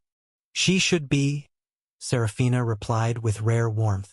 "You've exceeded even her expectations, and your plan tonight demonstrates the kind of strategic thinking she values most, protecting the innocent while advancing larger goals." The fact that Serafina had immediately grasped both the moral and strategic dimensions of my plan had been crucial to securing everyone's support. Her analytical mind had helped the others understand the broader implications of what we were attempting. "Your martial training shows in your dancing," I commented as we executed a particularly complex sequence that required perfect timing and coordination. "As does yours," she replied. "The discipline you've developed serves you well in all areas of life, including the challenging path you've chosen tonight." Rose was waiting with obvious anticipation, her brown eyes bright with the kind of strategic enthusiasm that had made her such an effective business partner. As we began our dance, a more contemporary style that reflected her practical approach to life, I felt the familiar comfort of dancing with someone who understood both my personal and professional challenges. "The coordination is working perfectly," she observed, referring not just to our dancing but to the broader orchestration of the evening's events. "Everyone is responding exactly as we predicted during our planning sessions. Your strategic input made all the difference," I replied, guiding her through a series of turns that showcased her natural grace. "Having your business perspective on the potential complications was invaluable."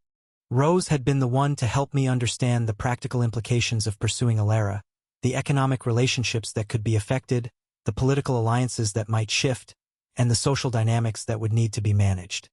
Her analytical approach had helped transform what could have been an emotional decision into a carefully calculated strategy. "Just remember," she said with the fond concern that characterized her approach to our relationship, "managing 6 romantic relationships will require the same kind of systematic attention that you bring to guild operations. Don't let sentiment override strategic thinking." "I won't," I assured her. "Having all of you to help me maintain perspective will be essential." Finally, I approached Rekha for what would be our dance, the most personal of the evening, reserved for the woman who had stood by me through everything and whose opinion mattered more than any political consideration. "Would you dance with me?" I asked simply, abandoning formal protocol for the genuine affection that characterized our relationship. "Always," she replied with the warm smile that never failed to make my heart race. As we moved together with the natural synchronization that came from years of partnership, I felt the profound sense of peace that Rekha always brought to my life. She had been the most concerned about my plan to pursue Elara, not out of jealousy, but out of genuine worry about the emotional toll it might take on me. "Are you sure you're ready for this?" she asked quietly, her violet eyes searching my face for any hint of uncertainty. "I'm sure," I replied. "And knowing that you'll be there to help me navigate whatever complications arise makes it possible." "I meant what I said during our discussions," she continued. "I trust your judgment completely, but I also want you to promise that you'll talk to me if the emotional burden becomes too heavy." "I promise," I assured her, meaning every word. Rekha's unwavering support had been the foundation that allowed me to even consider taking on such a complex challenge. As our dance concluded, I felt a profound sense of gratitude for the extraordinary women who had chosen to be part of my life. Their trust and support would make everything that followed possible. But now came the most challenging part of the evening. I made my way across the dance floor toward where Elara Astoria stood with her father, Archduke Leopold. She was even more beautiful up close, golden hair that seemed to capture and reflect the ballroom's lighting, gentle blue eyes that spoke of kindness and innocence, and a natural grace that made every movement appear effortless. The conversations around us seemed to quiet as I approached, the political significance of my request obvious to everyone present. This would be the first time the Guild Grandmaster had publicly acknowledged the Archduke's daughter, and the implications would be discussed throughout diplomatic circles for weeks. "Archduke Leopold," I said with a respectful bow, "Your Grace, would you permit me to request a dance with Lady Elara?" Elara's eyes widened slightly with surprise, a faint blush coloring her cheeks as she glanced between her father and me. Around us, I could feel the attention of dozens of powerful people focused on this moment. "Lady Elara," I said, turning to address her directly while offering my hand, "would you honor me with this dance?" Chapter 759. Avalon's Grand Ball 9. The silence that followed my request seemed to stretch for an eternity, though it probably lasted only seconds. Archduke Leopold Astoria's expression remained perfectly composed, but I noticed something shift in his eyes, a subtle hardening that suggested my request had triggered thoughts I probably wouldn't appreciate. "Grandmaster Nightingale," Leopold said with the kind of diplomatic smile that experienced politicians used when they were about to deliver uncomfortable truths. "Before I answer your request, might I ask you a question?" "Of course, Your Grace," I replied, though something in his tone made my instincts scream warnings. "I understand you have a daughter," Leopold continued, his voice carrying a casual interest that felt anything but casual. "An adopted daughter, if I'm not mistaken?" The unexpected direction of the conversation caught me completely off guard. "Yes, I do. Stella. She's 9 years old." "How lovely," Leopold said, his smile never wavering even as his eyes grew distinctly colder. "And as her father, I'm sure you're very protective of her future happiness and well-being." "Absolutely," I replied without hesitation, my paternal instincts immediately engaging. "Stella is the most important person in my life." "Excellent," Leopold continued, his tone becoming increasingly conversational despite the growing tension in his posture. "So tell me, Grandmaster, what would you do if a young man approached you, requesting permission to court your daughter, knowing that this same young man was already romantically involved with multiple other women?" The question hit me like a physical blow, and I felt my protective instincts flare to life with volcanic intensity. The very thought of some playboy approaching Stella made my vision cloud with rage. Of course, I wouldn't let him. I began, my voice carrying the kind of cold certainty that had made my enemies fear me. I would key. The words died in my throat as realization crashed over me like an avalanche. Leopold wasn't asking a hypothetical question. He was asking what I would do to someone exactly like me. The Archduke's smile became genuinely amused as he watched understanding dawn on my face. I see you've grasped the parallel, Grandmaster. How interesting that your perspective changes so dramatically depending on which side of the equation you find yourself on. Your Grace, I began. That is to say, Father, came a soft but firm voice that cut through my stammering attempts at recovery. Elara Astoria stepped forward with the kind of quiet grace that had made her legendary throughout the Empire. Her gentle violet eyes moving between her father and me with obvious understanding of the situation. Despite her youth and sheltered upbringing, there was an intelligence in her gaze that suggested she had followed the entire exchange perfectly. I appreciate your protective instincts, she continued, addressing her father with the respectful but determined tone that suggested this wasn't the first time she had needed to assert her independence. But I am perfectly capable of making my own decisions about who I choose to dance with. Leopold's expression shifted from cold amusement to something approaching parental concern. Elara, you understand the complexities of this particular gentleman's romantic situation. I understand that Grandmaster Nightingale has been honest about his relationships rather than attempting to hide them. Elara replied with the kind of moral clarity that had made her the moral center of the original novel. And I understand that a single dance at a public gathering hardly constitutes a marriage proposal. The gentle rebuke in her voice made Leopold's stern expression soften slightly, though he continued to regard me with obvious suspicion.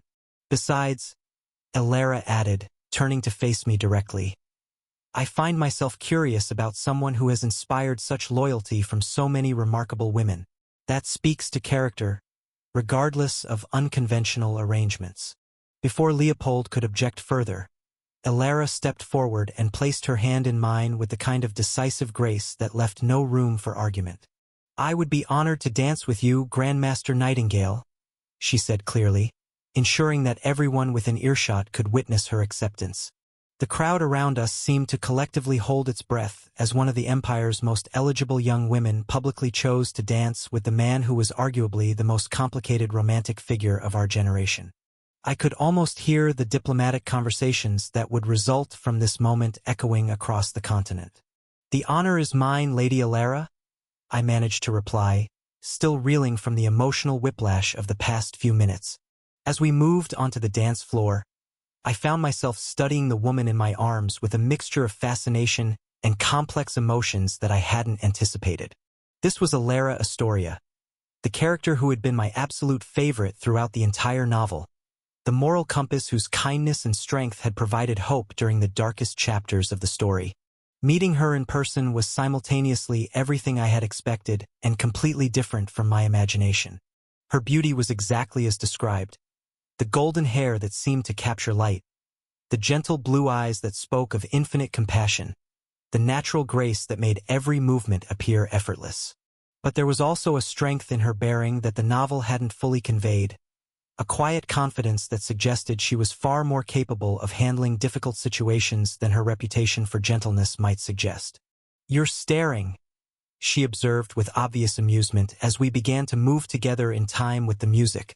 My apologies, I replied, trying to recover my composure. It's just, you're not quite what I expected. What did you expect? She asked with genuine curiosity.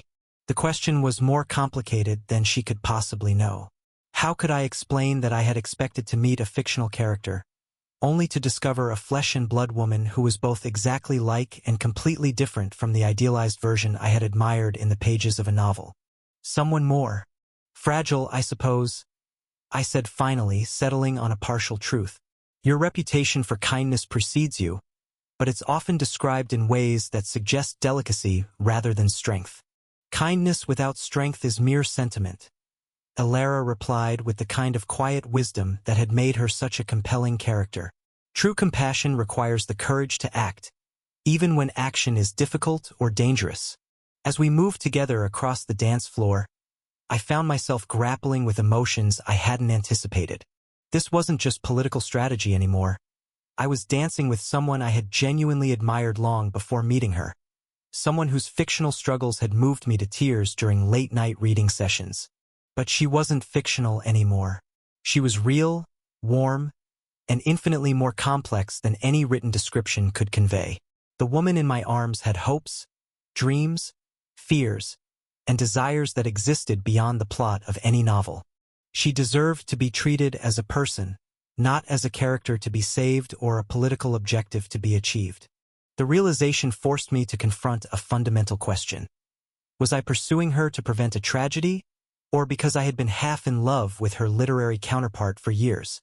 And more importantly, which motivation would be more fair to the real woman who was trusting me with this dance?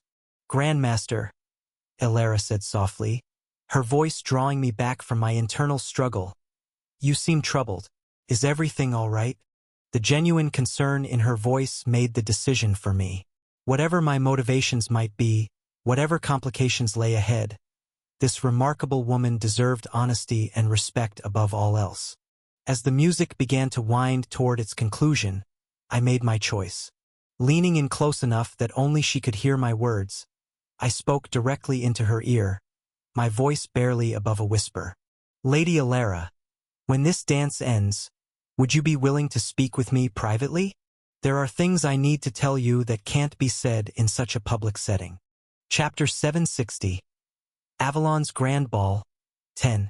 As the music came to an end and I prepared to escort Elara somewhere private for the conversation that could change everything, a familiar voice cut through the ambient noise of the ballroom like a blade through silk. Grandmaster Nightingale. I turned to see Isolde Creighton approaching with the kind of purposeful stride that suggested this wasn't a casual social encounter. Her golden hair caught the ballroom's lighting perfectly, creating an almost ethereal glow that reminded me of the otherworldly presence she had always possessed. Her deep blue eyes held the calculating intelligence that had made her legendary throughout the political world during her supposed lifetime. But there was something else there, a knowing quality that made my skin crawl with unease. Your Majesty, I replied with appropriate respect, though every instinct I possessed was screaming warnings about this interruption. The timing was too perfect, too convenient. Isolde had been watching, waiting for exactly this moment to intervene. Might I have a word with you? Isolde asked with the kind of polite insistence that wasn't really a request.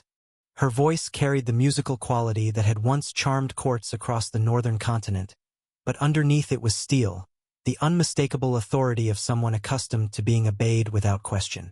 There are matters of mutual interest that require discussion. I felt Elara's hand tighten slightly on my arm, her intuitive kindness immediately recognizing the tension that had entered the situation. Despite her sheltered upbringing, she possessed the kind of emotional intelligence that allowed her to read dangerous undercurrents, even when she didn't fully understand their source. Perhaps we could speak later, I began, hoping to defer this confrontation until after I had secured the private conversation with Elara that could prevent so much suffering.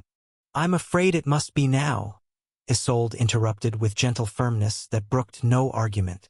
The timing is rather crucial, you understand. The emphasis she placed on timing carried undertones that made my blood run cold. This wasn't coincidence. Isolde had deliberately chosen this moment to interfere, preventing the private conversation with Elara that could have changed the entire trajectory of coming events. Her intervention was calculated, precise, and infuriatingly effective.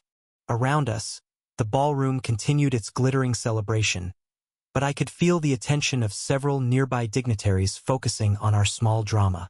The political implications of the supposedly deceased queen of the Creightons publicly demanding a private audience with the guild grandmaster would ripple through diplomatic circles for weeks.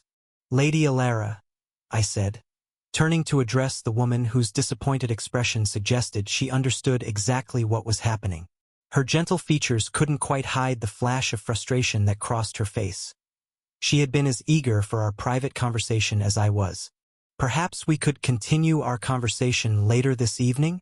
Of course, Elara replied with gracious understanding, though I caught a flash of something that might have been frustration in her gentle violet eyes. I'll look forward to it, Grandmaster. But even as she spoke, I could see the resignation settling into her posture. Whatever window of opportunity had existed for tonight was closing, and we both knew it. The complex social dynamics of such a formal event would make finding another private moment increasingly difficult as the evening progressed. As Elara made her way back toward her father, who was watching the entire exchange with obvious suspicion and growing irritation, I found myself following Isolde toward a quieter section of the ballroom. She moved with the kind of regal grace that had once made her the most sought-after dance partner at any gathering. But there was something predatory in her movements now, the calculated precision of a hunter who had successfully cornered her prey. We positioned ourselves near one of the palace's magnificent tapestries, far enough from other guests to ensure privacy, while maintaining the appearance of a casual social interaction. The tapestry depicted one of the great battles that had established Slatemark dominance, and I couldn't help but think that we were about to engage in a different kind of warfare, one fought with words and implications rather than swords and magic. "You have interesting timing, Your Majesty," I said once we were sufficiently isolated, making no effort to hide my irritation at her interference. "Timing is everything in politics, Arthur," Isolde replied with a smile that never quite reached her eyes. "Though I must say," Isolde continued, her voice dropping to barely above a whisper, "you're looking remarkably well for someone who was so severely damaged just a few months ago. The healing process has been quite thorough. Please give my regards to the little Cheelin," she said casually, as if discussing the weather. "What do you want?" I asked directly, abandoning diplomatic niceties in favor of getting straight to the point. Whatever game Isolde was playing, I needed to understand the rules before I could hope to compete effectively. "To offer some friendly advice," Isolde replied, her tone becoming more serious despite maintaining her pleasant expression. "Your intentions regarding Elara are admirable, but perhaps premature." The fact that she knew about my plans regarding Elara shouldn't have surprised me, but it was still unsettling to have my carefully guarded strategies laid bare so casually. I had spent months developing contingencies and cover stories, only to discover that this woman had been monitoring my intentions from the beginning. "Premature how?" I asked, though I suspected I already knew what she was going to say. Isolde's strategic mind had always been legendary, and if she was advising patience, it was because she saw complications that I hadn't anticipated. "Your guild is still expanding into other continents," Isolde observed with the kind of strategic analysis that reminded me why she had been such a formidable political figure during her supposed lifetime. "The Ouroboros Guild's reach is impressive, but not yet fully stabilized. Your political power as Guild Grandmaster, while substantial, hasn't reached its full potential." She paused, studying my expression with the calculating gaze of someone who could read far more than most people revealed. It was like being examined by a predator that was deciding whether I was worth the effort of hunting. "More importantly," she continued, "you're only at high ascendant rank, which while impressive for someone your age, lacks the flexibility that peak ascendant rank would give you. The magical capabilities you'll need for what's coming require that additional development." The analysis was uncomfortably accurate, cutting through my pride and forcing me to confront the limitations of my current position. While my guild was powerful and growing, several key expansion projects remained incomplete. Politically, I commanded respect but not the kind of unassailable influence that could weather major scandals. And magically, the gap between high and peak ascendant rank was more significant than most people realized. "What are you suggesting?" I asked, though I suspected I already knew. Isolde's advice would be strategically sound, practically beneficial, and emotionally devastating, exactly the kind of counsel that effective seers specialized in providing. "Patience," Isolde replied simply, the single word carrying the weight of months of delayed action. "Wait until summer break. By then, your guild's international expansion will be complete, your political position will be unassailable, and your magical development will have reached peak ascendant rank. You'll be in a much stronger position to protect everyone you care about." The suggestion made strategic sense, but it also meant months of watching Alara remain trapped in an engagement that was slowly destroying her spirit. The thought of leaving her unprotected for that long made my protective instincts flare with volcanic intensity, even as my rational mind recognized the wisdom of proper preparation. "And what happens to Alara in the meantime?" I asked pointedly, unable to keep the edge of anger from my voice. "She survives," Isolde said with cold certainty that suggested prophetic knowledge rather than mere hope. "The truly dangerous events won't begin until later. You have time to position yourself properly, but only if you don't rush into premature action that could complicate everything." "She's not wrong about the timing," Luna admitted reluctantly in my mind. "Your current position is strong but not optimal. Peak Ascendant rank would make a significant difference in your capabilities, and the Guild's complete international expansion would provide resources you don't currently possess. Think about what I've said," she continued, beginning to move away from our secluded conversation area.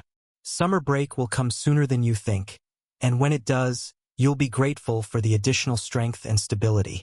The battles ahead will require every advantage you can muster."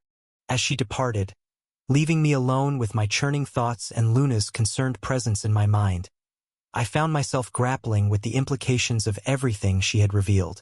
The strategic advice was sound, the timing considerations were valid, and the analysis was uncomfortably accurate.